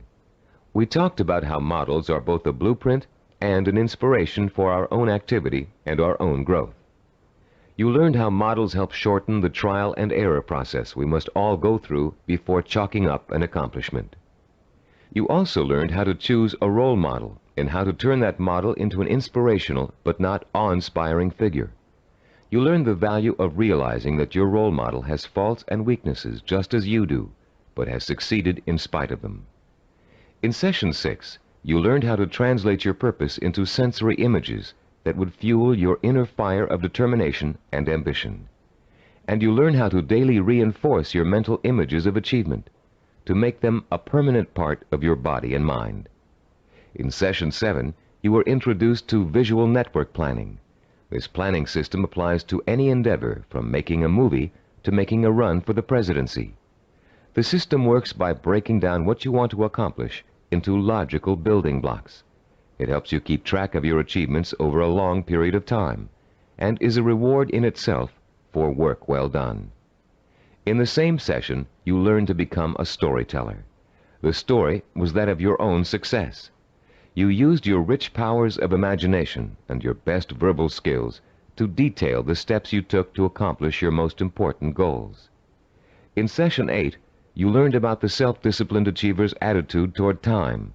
You learned how achievers value patience, how they oppose the kind of quick-fix mentality that leads to general dissatisfaction with life, and how they use single-minded hard work to experience time quickening, a sensation that time is passing much more rapidly than it really is.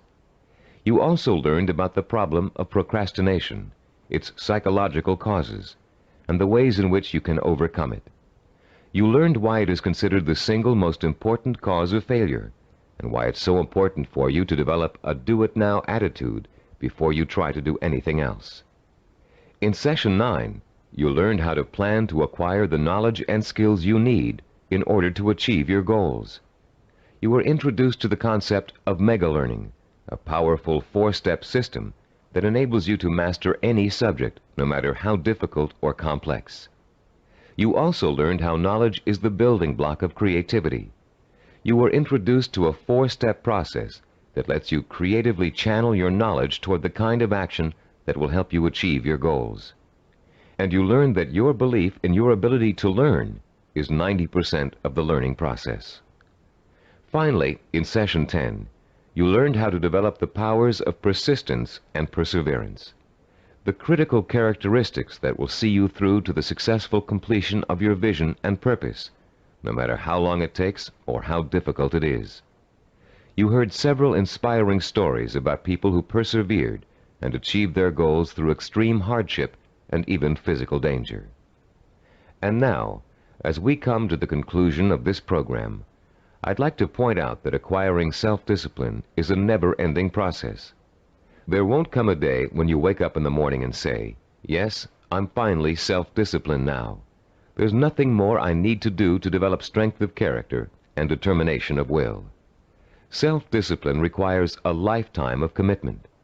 This doesn't mean you won't develop the habits of self-discipline in a relatively short period of time. It simply means that you must always be vigilant about how you are approaching your goals and what your purpose in life really is.